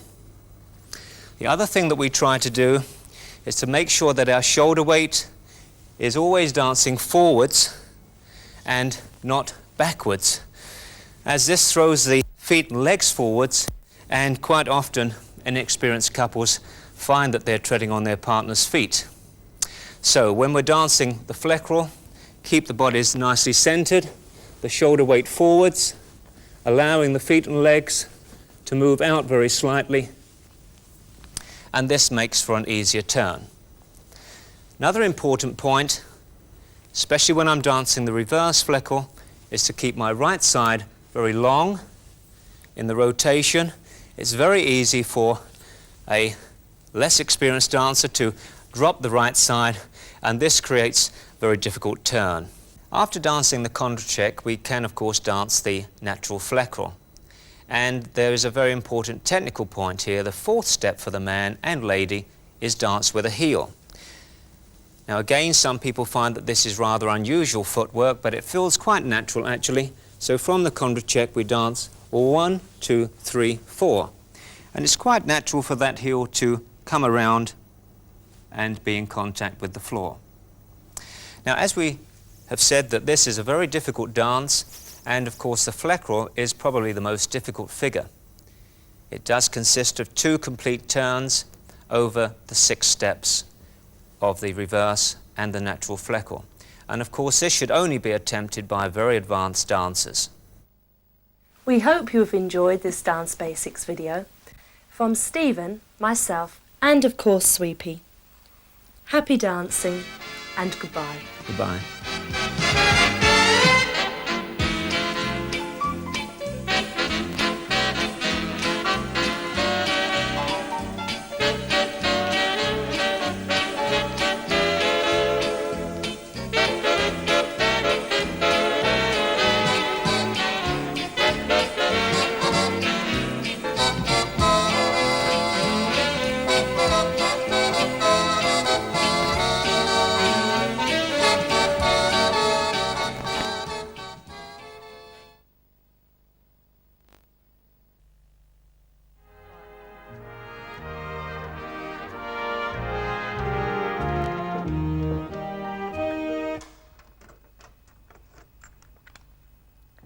Hello and welcome to the 3rd video in our Dance Basics series. The purpose of this video is to deal with and correct some of the many faults which are common to dancers throughout the world. Now let's start with posture and body position. Of course, the posture and position of the body is very, very important in ballroom dancing. So let's go over a few of the most important things that we try to think of to perform at a very high level. One of the most important things would be to try to lengthen the neck, because this tends to make it very difficult for the shoulders then to start to lift up. If you dance with a short neck, it's very easy for the shoulders to lift when the arms are placed in position. So a feeling of lengthening the neck is a very good idea before you try to get any of the other parts of the body correct. What this does is to really lengthen the spine, and we try to dance with the spine as straight as possible. What we don't want to do in ballroom dancing is to dance with the curves of our back accentuated, because this disturbs the hip position and also creates pressure through the rib cage towards the partner. So the long spine and the neck being lifted away from the body is a very good first thought for ballroom dancing. There is one danger in this, and that is that the lengthening of the body, the lengthening of the spine, can tend to take you out of the legs. So a very good tip is when you've lengthened the neck, lengthen the spine, flex into the knees. And this will give you a nice feeling of actually grounding the weight of the body with the body being long, and will help to create softness through the leg action and a nice smooth flow in the swing dances. Now we can go on to the lady's position, which is a little bit different from the man's. It's very important that the lady, when she's dancing, has a poise into the man's right arm. Now this sometimes is misunderstood by the ladies, and the head can be positioned rather badly, normally too far back, and also a very common mistake with beginners is to actually turn the head to the left, which is a little bit of a misconception in ballroom dancing, to turn the head away from the spine to the left. That can put a lot of weight into the man's arm and is not really desirable. So really what Lindsey is trying to do here is to position her head, or balance the head, to the left side of the body, slightly to the left of the central line, which is the spine, and that positions the head over the left foot quite comfortably. There's also a feeling that the back here is being picked up or supported in a little bit of a forward direction, as well as having that slight feeling of curve to the left. If this part of the body here becomes a little bit dropped in order to get a big top line, again, the man is going to have problems with his hold or connecting to this part of the lady's back. So feeling of picking up the shoulder blade creates a much better line in the back there. And also, I feel now that I can almost find a very, very comfortable position with my right arm in that position. The head, as we've said, does not want to turn to the left, but a good measure for the lady would be to basically look over her left-hand position when we take the hold. Now, if you've been watching the Dance Basics series, we have gone over before the problems that we have with the hold, but just to go over very quickly once again, some things that disturb the lady and cause the dancing really to be quite difficult is that if the hold is not complementary to the body position, then we're going to have problems. So the left arm, I would say, would favor at the left elbow an angle of about 89 degrees from the upper forearm to the lower forearm. If you go slightly more than that, you go through 90 degrees and further away, obviously that's going to bring the girl further across to the center of her body, and that makes turning very, very difficult. So please remember the left arm position. And also, of course, if you have a lady in your right arm, you must create space for that lady. Now, I believe if I stand and I line myself up in nice position to the camera, you'll notice that my hand does not want to be in front of my body. As you could imagine, Lindsey's back is offset, her body is offset to us, and so my hand is slightly outside the radius of my body. And most of the male dancers have this hand too much connected to their body, and this is going to restrict the movement of the lady. So a nice wide right arm frame. We are going to take our position first by addressing the partner and taking hold with the left hand. We then get the feeling of lengthening through the neck, which lengthens the spine. I then flex into the knees and lead Lindsey forward to a very, very hopefully comfortable position in order to start our dancing. The first figure we're going to deal with is the overturn, spin turn and turning lock. This is one of the most popular figures of the dance today.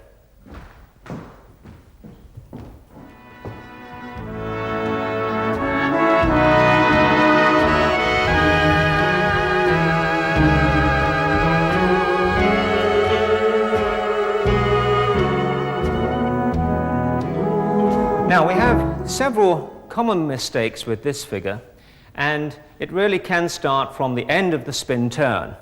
What we're doing here is really a back lock down the line of dance and turning at the end of the lock action.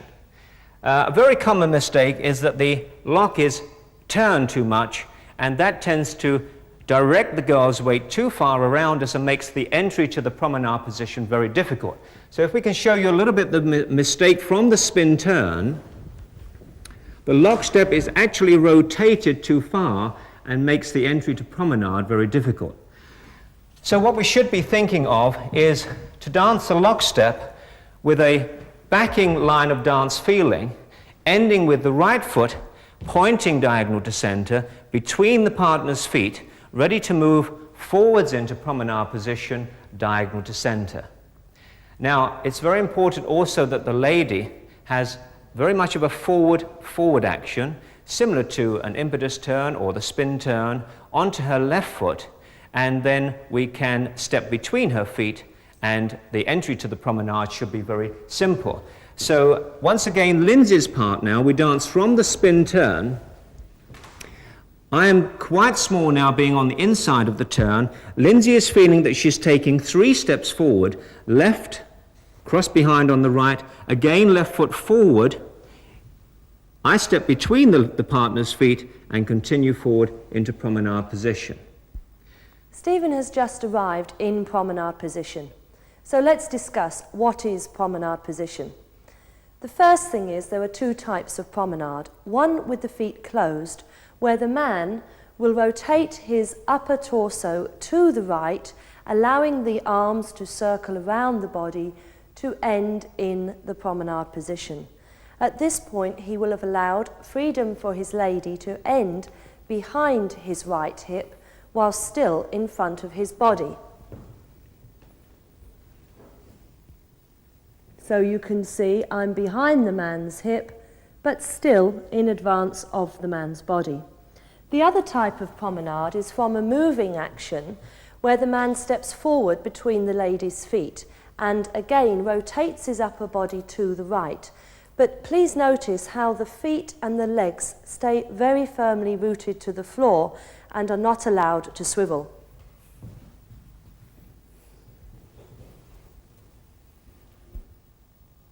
If we could just carry on through into the next step. This is very, very important, that when we take the inside leg through in a promenade position, that we both stretch.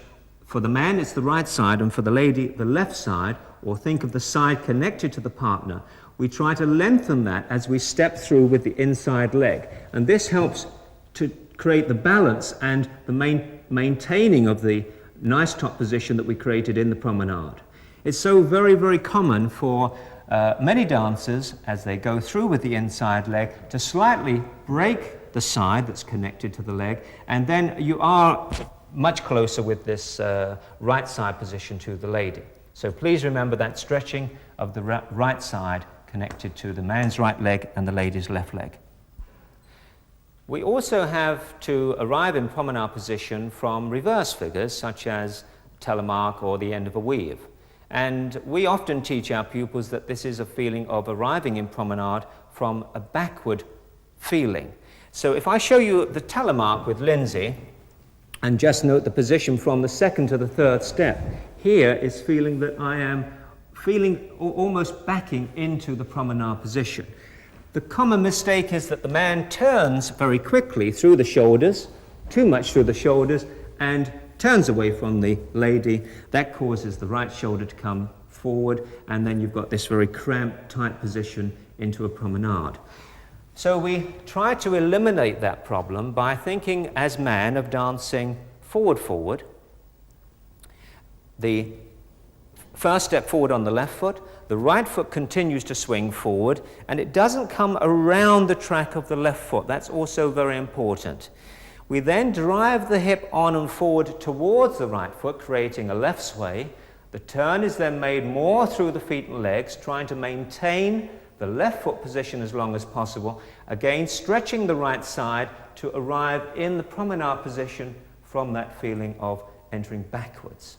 So this works quite well with the lady, because another very important thing that we often teach is that we don't dance into the space of the lady. Very, very important. We dance where the lady is not going to be.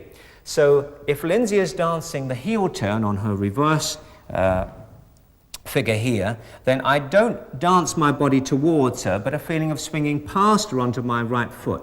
Now this is enabling Lindsey to balance the heel turn quite nicely, and then the backward feeling moves the lady forward into the promenade position. This can also be danced from the end of weaves with the same feeling, which once again we have shown you before in our Dance Basics 1 series. A popular amalgamation danced by many dancers is the syncopated natural weave into the tumble turn and the left whisk, which we would like to show you now.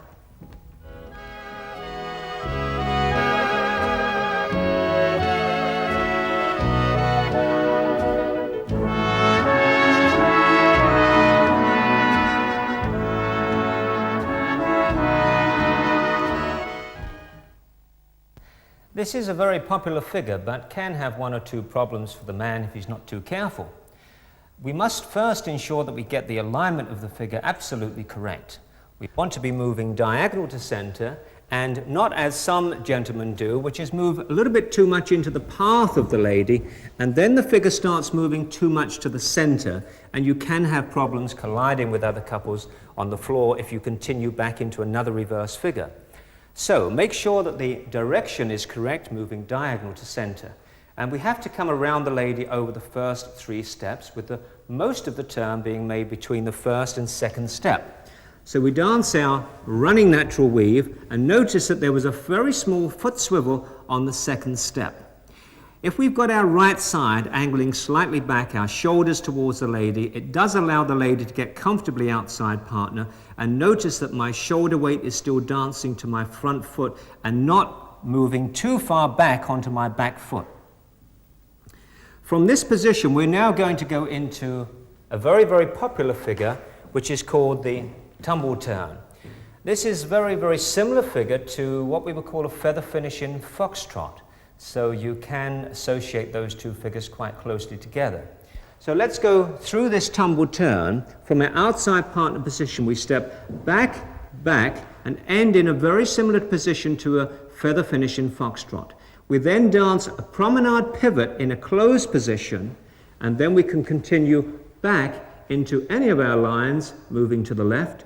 In this case, we're going to continue into a left whisk. Now, the left whisk is often incorrectly danced. We feel that the technique is quite clear on this figure, and that means that we should put some of the weight into the third step, or the right foot, for the man. Many of today's competitors ignore this technical point here, and they tend to throw the leg a little bit without the weight here behind them, and that can cause the right side to drop or dip into the left whisk position. Obviously, that's not a very good idea for the lady to feel that she has no support through this right side. So the best way we feel to dance the left whisk is to feel that it has 3 foot positions, 3 transfers of weight, although I must admit that my third position, I do retain some pressure through my left foot in this position here. The lady can assist the man by feeling that she dances 3 steps around the man, making quite a full turn, and just ending with the right foot crossing the left foot, and not too much feeling of lifting the foot up into the air. So we have 3 steps of the left whisk, 1, 2, 3 to here, and then we can untwist again into a promenade position. There are a few major points for the lady to think about. First of all, from the promenade position, the man has to pass you. You must direct your right thigh towards the gentleman's right thigh on step 2. This allows the man to get clearly past you and be able to angle the shoulders ready for our outside partner position.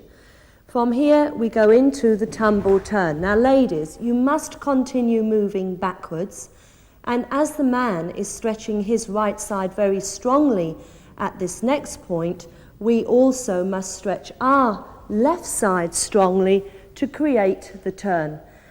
At this point here, both Stephen and I have our legs very angled towards each other with one knee tucked behind the other.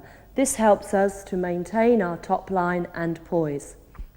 For the left whisk, we've changed the alignment to show you more clearly what we actually do.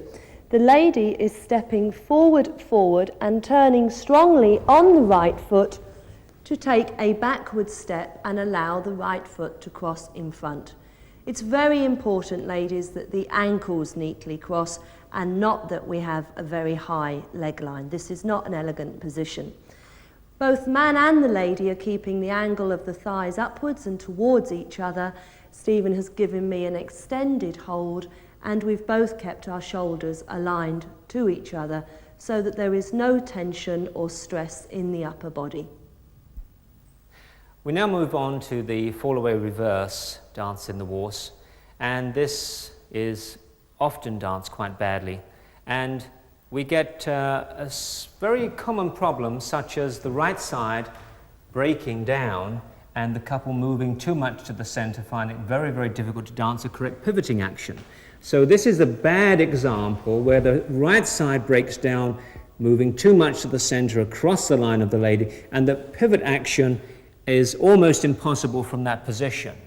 So we have to, first of all, try to create a feeling of a body line shaping towards the left foot for the man on a fall-away reverse. So let's show you this now with the correct body line. This is with the right side feeling very long. My weight feels as though it's dancing towards my left foot and not towards the pivoting action. What I'm going to do now is to feel that I'm moving backwards away from the lady, dancing my slip action. The shoulder weight now is connected towards the right foot as I pivot on the right foot, and Lindsey can then come around with me. So very important for the man to keep the right side very long, which maintains a nice line towards the left foot and stops the man from falling too much towards the center. For the lady, we have to allow the man to dance the fall away by stretching our left side as we commence the first 3 steps. Without this action, the man has great difficulty even attempting the fall away. From here, as the man moves backwards, we ladies must not turn too quickly to our left. If I turn to the left here very quickly, I will end up under the man's right arm, and you can see we do not have a good hip line.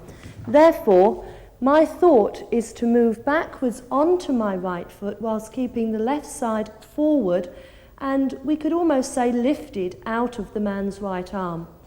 He continues backwards into his slip pivot, I slip forward between his feet, and my left side is still angled forward and upward towards him, which helps us to create a good top line. We now come to the tango.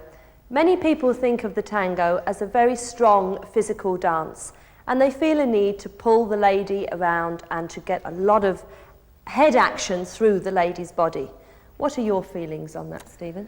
Well, actually, I did try that a long time ago, and it's very tiring. It doesn't really work. At that time, we didn't win many competitions. So we had to learn how to get it right, and of course you do need to feel that you have a very strong body. I think one of the easiest things to transmit to our pupils is that you must maintain that strength into your own body and not transmit the strength through into the girl. So actually my body line is very strong. The last thing I want to do is to clamp the girl against my body, because that's very tiring. So would you say your arms are very relaxed and flexible, but your body is strong? Well, particularly the right arm, which is connected to the girl's back, has to be in such a position that it can allow the girl to have a certain degree of poise, but it must be very flexible because of the promenade positions, the lines that we're dancing. The lady wants to have her own balance on her own feet, and so the right arm actually feels quite soft. And if I do grip this, holding the girl's weight, I'm going to get a lot of problems with the girl's weight pulling me and muscles in the arms becoming very tired. Well, I certainly prefer a very soft right arm. We now come to the foot and leg action. What are your thoughts on the feet? Do you feel the feet are heavy and hard on the floor? Well, some of our pupils, they do get this feeling that the feet are not being used in the same way as a swing dance is. They're not getting the elevation through the feet, and that can cause what we would call a heavy, ploddy type of action in the dance. Whereas really the feet without the same degree of foot pressure that we have in the swing dance actually feel quite light, and with the combination of a knee action, the foot is lifted from the floor in a very stylish way. It conforms to the look of a tango leg and foot action, and the feet are picked and placed onto the floor, and there is this look of rolling through the feet. Mm-hmm. With regard to the body position, we personally like to feel that we have a long contact from somewhere around the knee area through to the middle of the body. We don't have any particular point of contact. We don't try to push the hips or the ribs towards each other, but instead try to have a length of contact, but very light, and we both stand very much on our own feet. We're going to continue now with some of the more popular amalgamations in the tango, and we like to dance this with the music.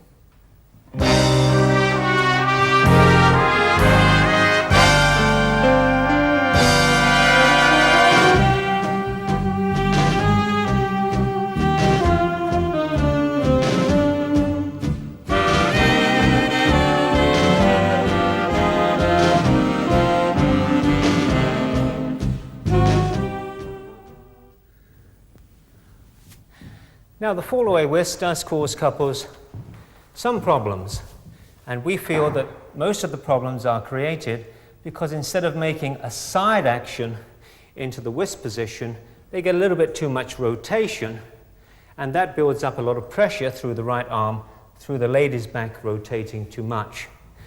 So when we get to this position, we are feeling of making a natural promenade turn, making quite a lot of turn on that first part of the figure, and then a side action into the fall-away whisk. So we make the natural promenade turn, making quite a lot of turn up to that third step. We then feel that we take a sideways action which is leading Lindsey into the whisk position. Now from here, Lindsey is very passive. She is on the inside of the turn, and I have to get back around the outside of the lady, so I'm moving forwards onto my right foot, making again quite a lot of turn, a back round Lindsey, and then we can continue into our natural spins and pivots. So that may stop a little bit of the pressure which going into the right arm. We then come to a figure which is called the syncopated back locks, and some couples often ask us exactly what type of interpretation they should give to this figure. Now, there are some different ideas on the way that it could be danced rhythmically, and this is open to their own interpretation. What we would suggest is that we want to just really open the lady's head and not try to open the whole body into like a fall-away position. So if we could show you this facing the camera, a little bit of the problem arises from the man rotating the lady too much, almost into a fall-away position. All we're trying to do really is to rotate the lady's head to the right side, quick and slow, and that will hold that position much more controlled without that necessary throwing of the weight, which again can cause a lot of the problems into the man's right arm. Now, after we dance that syncopated back lock, we dance 2 steps of reverse turn to an outside swivel. Again, this is very commonly used in the tango. Again, through the right arm, we can get a lot of problems. And so I am very careful once I dance my 2 steps of the reverse turn, that I do not drop that right elbow as I create that swivel action. We're trying to keep the right side long because once again we realize that this is the lady's frame here, and so I step back on the left foot, my right foot moves leftwards in front of the left foot, and my right side and arm remain quite passive and still, supporting the lady in that right arm. So if we can dance from the 2 steps of the reverse turn, quick, quick, slow. And that should give us a nice balanced position into the swivel. We then continued into a step that we call the fan, which is just a swiveling through the feet and legs, and we slightly look towards each other through the heads. And then we finish with the closed promenade, and that was a nice little 8-bar sequence in tango. Some of the problems the ladies have on the fall-away whisk is that when they dance the actual whisk action, instead of keeping the shoulders closed towards the man and only turning from the lower body, some of the ladies become too active in the top and open the shoulders. This makes the body weight fall backwards and of course makes the girl's back feel very heavy. So from this position here, as we do the whisk, I'm trying to keep the shoulders quite calm, just turning from the lower part of the body and turning the head. From here, I take a very small step, as Stephen said, quite passively, and then he steps around me. The lock step, I feel I'm moving forward. The man leads me to turn my head, and I can now dance into the reverse turn and the outside swivel. For both the man and the lady at this point, it's very important that the legs are angled towards each other, which helps to keep the sides, the right side of the body for the man and the left side of the body for the lady, long. We can now go into the fan again, a small turn through the lower half of the body and not through the shoulders.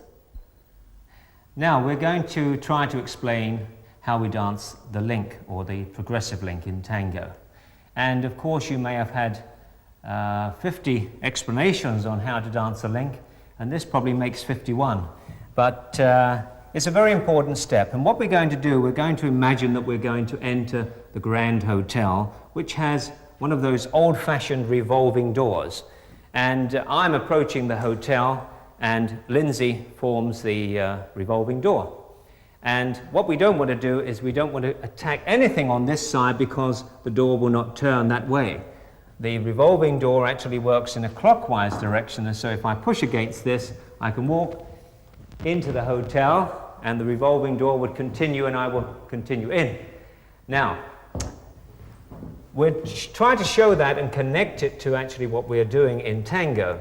The idea of that is that we don't put any weight or pressure towards our right side, which would cause us to end up in this sort of direction on the link. What we're trying to do is anticipate the next action, which would be a promenade position. And so the feeling is to walk through the revolving door, through this left side here, and continue forwards into the promenade position. So if that helps by giving the concept of the revolving door, we hope that that would improve your link somewhat. On a more technical note, of course, what we're trying to do is produce a rotation, a rotation through the strong muscles of the leg and the hip to cause the lady to rotate quarter of a turn to end in promenade position. And very importantly, I don't think that I step actually back onto my right foot in this way, but more that the left foot having continued forward, the right foot then ends side and slightly back, but I feel that I dance my right foot under my right hip. So I could do this on this alignment here. My right foot ends under my right hip, and I don't try to step back, which would be encroaching on the girl's position. For the lady to get the fastest possible turn, it is necessary for the man to place her in balance on her right foot. So as the lady moves back here, she is in CBMP, the balance of the body is over the right foot. Now the lady rotates under her own head and turns into promenade, and most of the turn is made through the lower half of the body. If we could just do that again, please. And quick, quick. We're going to continue now into another small tango amalgamation. This time we can use the right lunge and also the contra check. So if we can have the music once again, we'll dance this for you.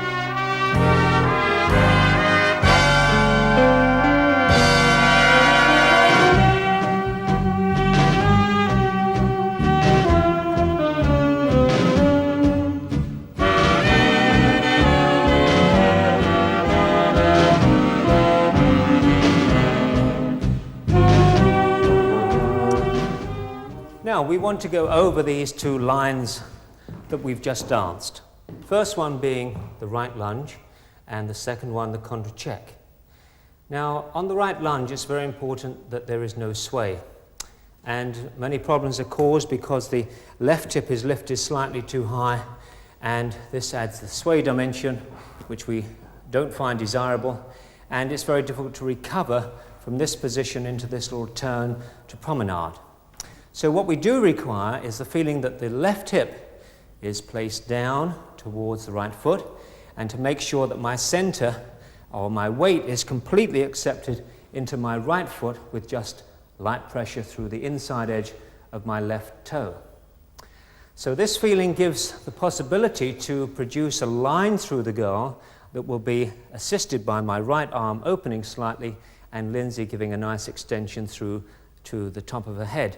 So if I dance this with Lindsey, watch for the left hip not lifting too high and the right leg being directed towards Lindsey. It doesn't go to the side here, which would miss the girl, but is more of a diagonally forward feeling, which is going forward between Lindsey's feet. And then I can produce what we would call an up position to the girl, although of course we're very much down into the legs. So we just dance this right lunge for you once again. And that should feel quite balanced at the end of that position. From here, all we did was rise through the right leg, turning to promenade, and that's quite a nice ending to that right lunge line. We then continued and we danced the contra check, and this figure is again one of those figures that is a little bit misunderstood by the dancer in the point of they create a little bit too much sway or shape to the right. And that can cause the weight to actually move that way, and then you get a very unbalanced line. So again, what are we trying to do on the contra check? The first thing that we try to do is to ensure that we lower or compress through the right leg, rotating the thigh inwards. And that actually then can create a forward action through the left foot, which does not go across the track of the right foot. That is often a misunderstanding of CBMP, where the foot is coming across on its own accord. We're going to fall to the right. The right leg is winding in, the left leg is going forward. The end position is said to be in CBMP. One or two things to note here. Note that the right heel should be approximately 4 inches from the floor. The weight transference, I would say, not quite 2/3 of my weight onto the front foot, but I wouldn't put it back as far as a 50-50 split, but a little bit more towards the front foot. Making sure again that the left hip is down. If we start to lift the left hip, we fall to the right, which is onto the girl's line. The other thing that we try to do is release the right arm so that the girl can extend her line, and the weight is feeling as if it's hanging down my back and not going over the top of the lady. Lindsey has 1 or 2 points for the lady on this line, which she'd like to explain. Yes, in the contra check, the first thing that the lady must be able to do is, having compressed through the left foot, she must be prepared to move her own centre of gravity backwards to arrive in the contra check position. At this point, my right foot is very high, the heel is off of the floor, and I'm using the strength of this right leg to keep my hip line up towards my partner. The left leg is flexed and the heel is down, and of course we have an extension also through the lady's arm to allow the top to be in a beautiful position. Just one other thing for the man particularly. On the lines, The direction of the face or the eye should always look towards the lady.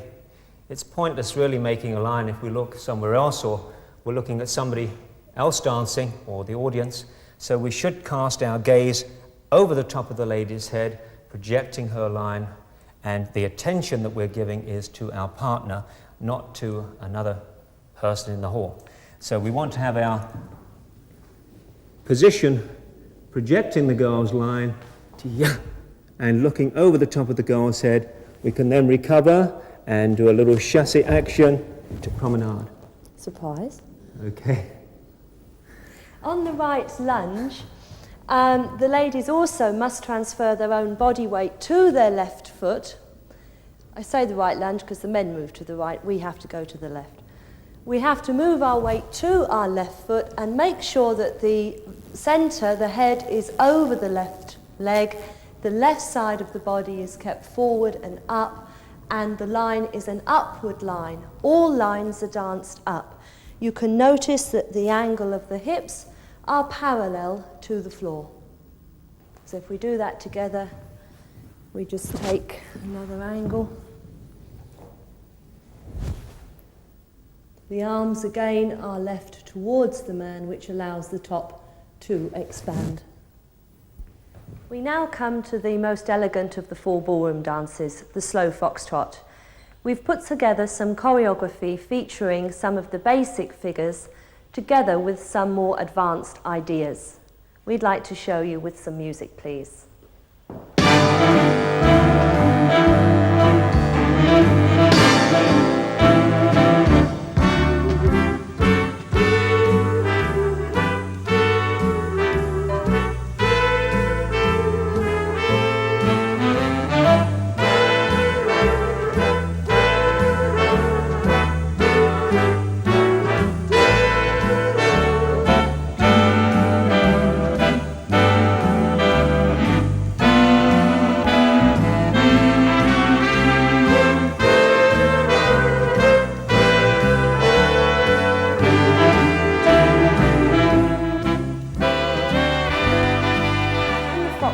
One of the most commonly used positions is outside partner.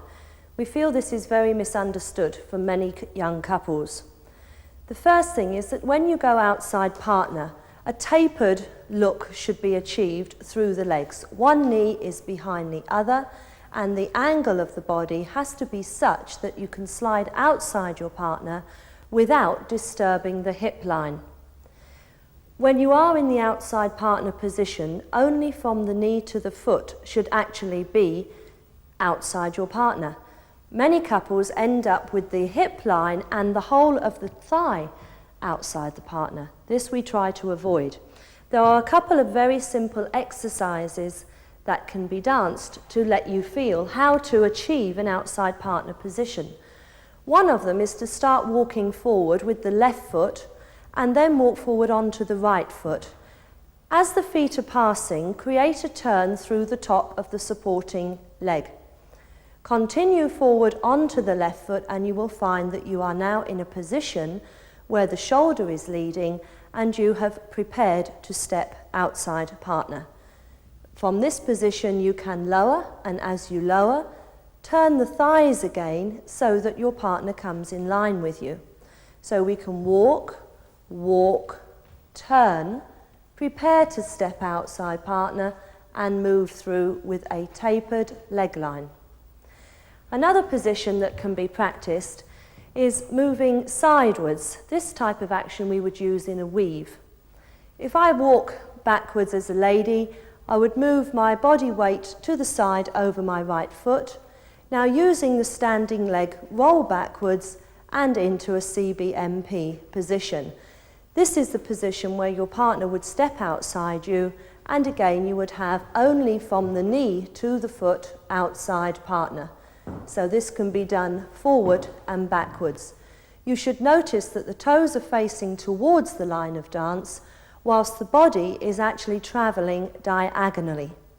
We would like to show you this position now in a feather step, a feather finish, and a natural weave.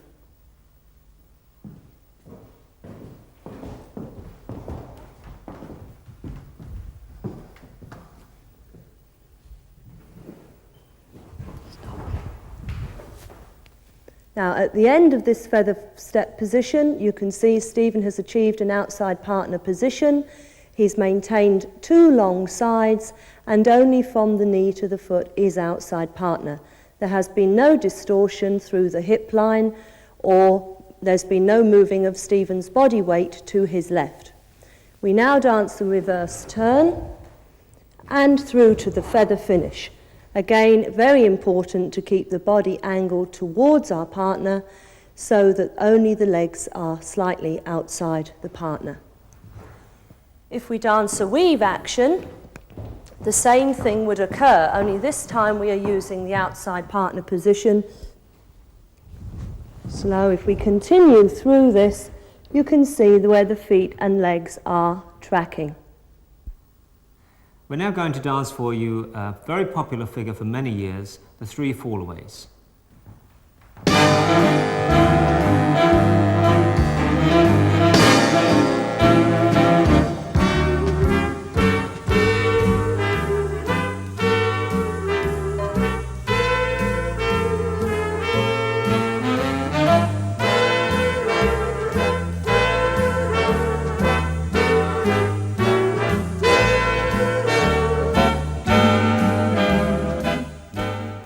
Now, it's important to just go over 1 or 2 points on the 3 fallaway action. For the man, we're dancing really the first 3 steps of a fallaway, and then it should be felt that we make a very strong backward action without overturning or turning too much here. So we've got the 1, 2, 3 steps of the fallaway, followed by a backward action and then a pointing step, which really becomes a side step moving down the line of dance, and the feeling is of stretching the left side down the line of dance. We can then cross behind, which is very similar to a normal lady's fallaway position. The lady at this point, if we have underturned it, will cross her left foot behind.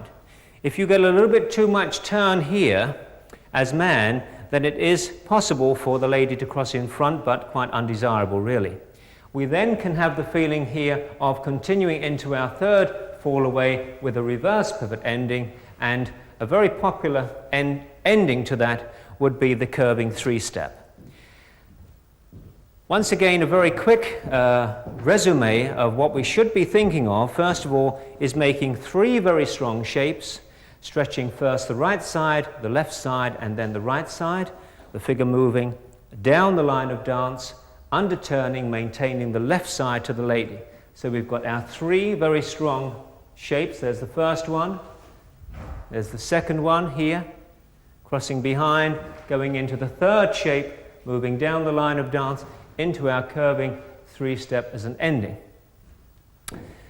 The other point that we must realize is that the lady is also making corresponding shapes to our line, and therefore we must give the lady that flexible right arm once again to encourage her to maintain her poise and help to really counterbalance the couple as we dance this figure. So if I show you once again with Lindsey, you'll see this nice position of our 3 lines here, and continuing into the 3rd one, and then a curving 3-step to end. We continue now with a figure that's commonly known as the travelling hovercross, or some people like to refer to it to the turning hovercross. And this does cause 1 or 2 problems, Lindsey. Even we had problems with this at one time. And so there's 1 or 2 little tricks that we do that we've discovered over the years that helps to make this figure work very well. So let's show you the figure first with the music.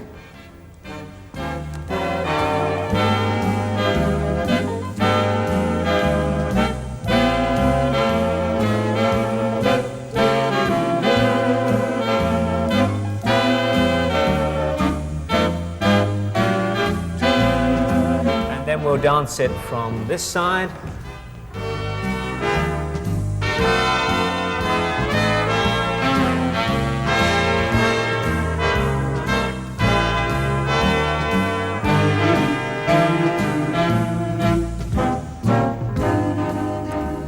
Now, one of the main problems that we have with this figure is when the man has to step forward between the lady's feet.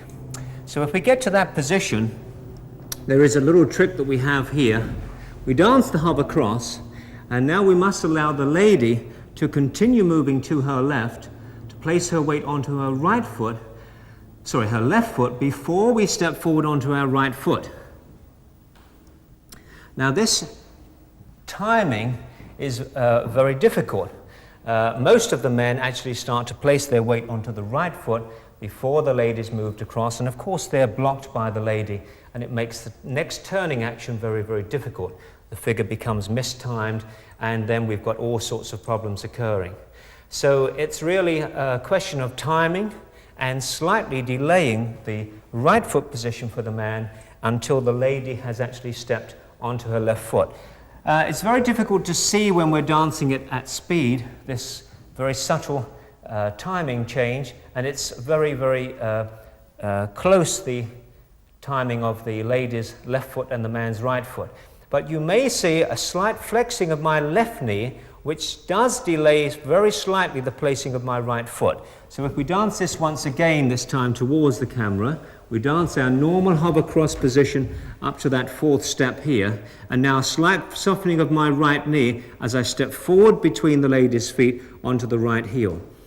We can then continue into a very popular ending, which is into the same foot lunge, and from there we could dance the stationary spin to the left or reverse pivot action to a telemark. For the ladies, the girls must continue moving backwards from foot to foot. They must keep the angle of their centre towards the partner. It's very easy to turn away from your partner at this point at the end of the hover cross. At this point, I'm trying to keep my centre line very much directed towards Stephen. I now continue moving backwards, allowing the shoulders to turn. My partner can then get past me, and we can change into a position ready for the same foot lunge. When our pupils heard that we were going to make this third Dance Basics video, many of them were concerned that we teach spins and pivots. And so we're going to do this in the slow foxtrot, and the combination that we're going to use is the open natural turn to the outside spin, continuing into our natural spins and pivots. We're going to end this with a little whiplash action that we used very successfully when we were competing, and a heel pull to a turning contra check. So this could be a very nice combination in the foxtrot, and we're going to dance this for you.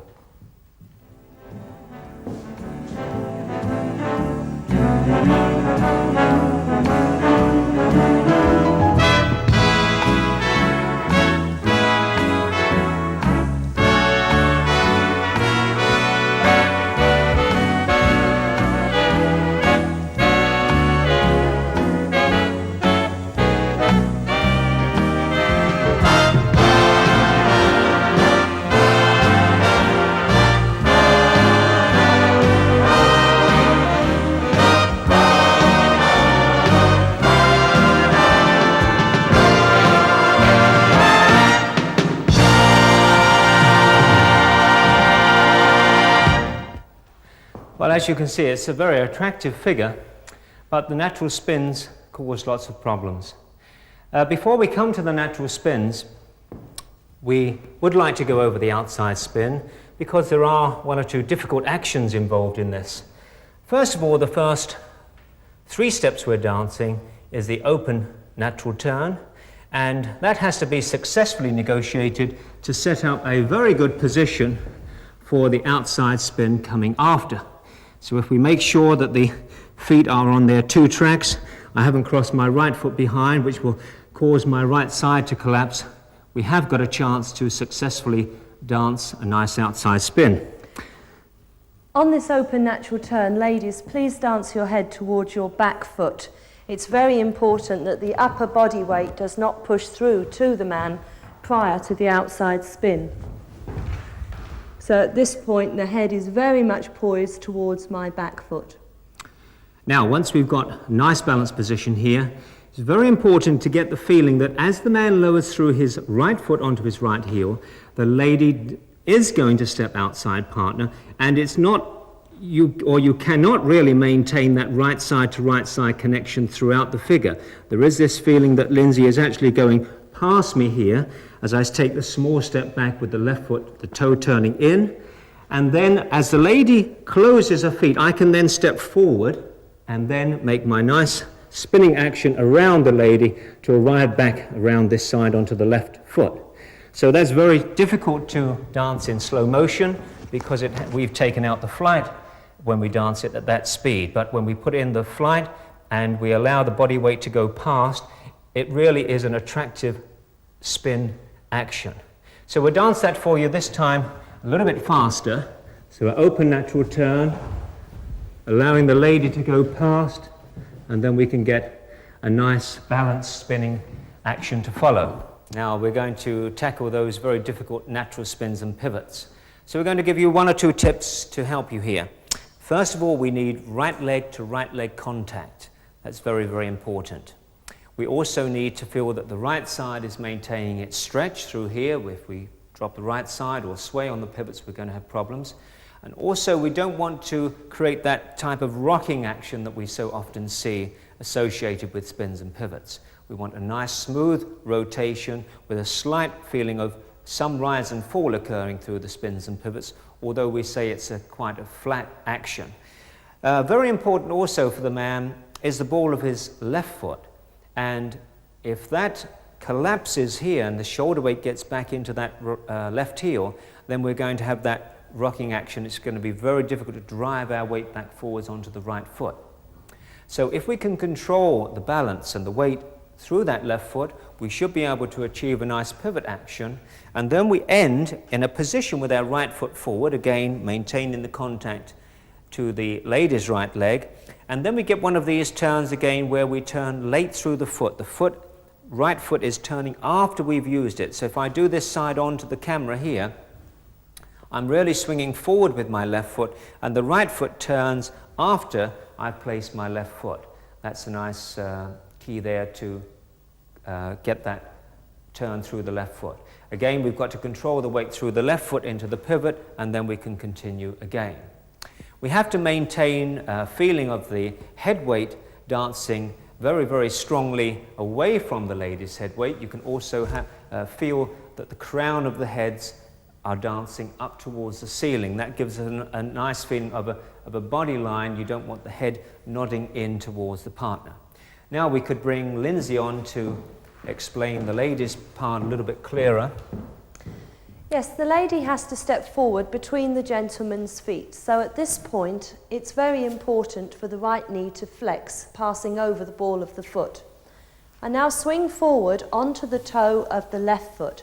At this point, the left hip must be over the left foot, therefore supporting the shoulder line.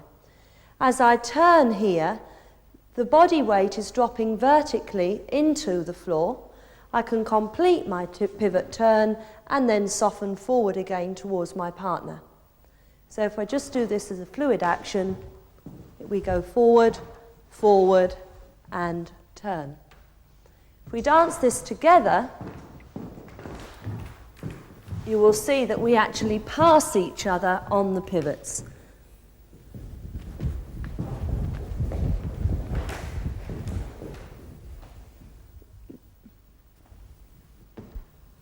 We now come to the last dance, the quick step. Over recent years, this has developed tremendously. We're now going to show you one of the very popular counter promenade figures into a fall away outside change.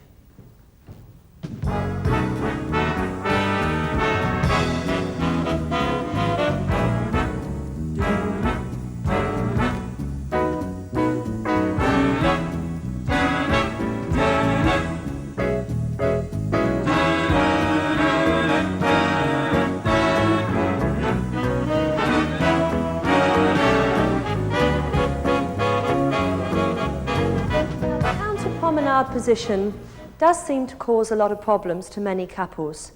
One of the first things I'd like Stephen to demonstrate is the position of his upper body line at the end of the counter promenade section. So we have from promenade into counter promenade. Now at this point, please note the angle of Stephen's head. His head weight is moving to his right, the angle of the legs are forward, and the arms have been allowed to expand in a rightwards direction, allowing the lady to move first. So if we just dance that again, slow, quick, quick, The man's arms have moved to the right, the man's legs are angled towards me, and I'm in a position where I'm now in front of the man in counter promenade position. Therefore, I'm in the man's position, Stephen is in the normal lady's position. From here we dance a switch step, which allows the lady to turn, slow, quick, quick. We dance the little switch into fall away. From here the lady turns on the ball of her right foot, the man continues moving backwards, and please note that the direction of the man's movement is away from the lady. He is not trying to come to his right, therefore blocking the lady. We move backwards into the outside change and into promenade position again. If we just take that from the other angle, slow, quick, quick, the man's weight is moving away from the lady, allowing a fluid action to occur. In quick step, it's very important to remember that this is still a step and swing dance. And something that may help you, for instance, through perhaps a forward lock step, is to try to remember exactly where we are putting in the control factor.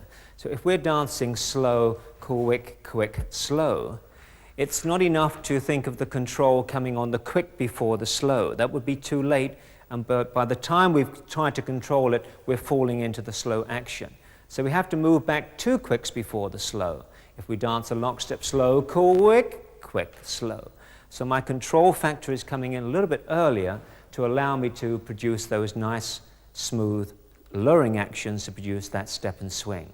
We could demonstrate this quite easily by dancing a very popular figure, the pepper pot. We'll just dance this across the floor here. So we're dancing our step, pop, quick and quick, quick, quick, slow. And that thinking just a little bit earlier allows us time to control our body flight and dance our weight feeling much more down our back, which gives us a more controlled entry into the slow action. One other thing that we try to do with our pupils is to give them 1 or 2 exercises to help their dancing. And a very important one in quick step is the use of the feet and ankles. It's very important that we have strong feet and ankles. And in quick step, there's not that feeling of terrific tension through the legs. The legs often feel as though they're hanging, and what we try to develop is strong feet and ankles. So a little exercise like this, skipping here, pointing the toes and stretching the ankles, is quite a good way to build up the necessary foot and ankle control. Now that you have enjoyed Dance Basics 3, you will wish to purchase Dance Basics 1 and 2 if you have not already done so. Look inside the sleeve of your video to find your special discount voucher. We've really enjoyed making this our 3rd Dance Basics video, and we hope that you've enjoyed it also. So from Lindsey and Sweepy and myself, we wish you good luck with your dancing and look forward to seeing you soon.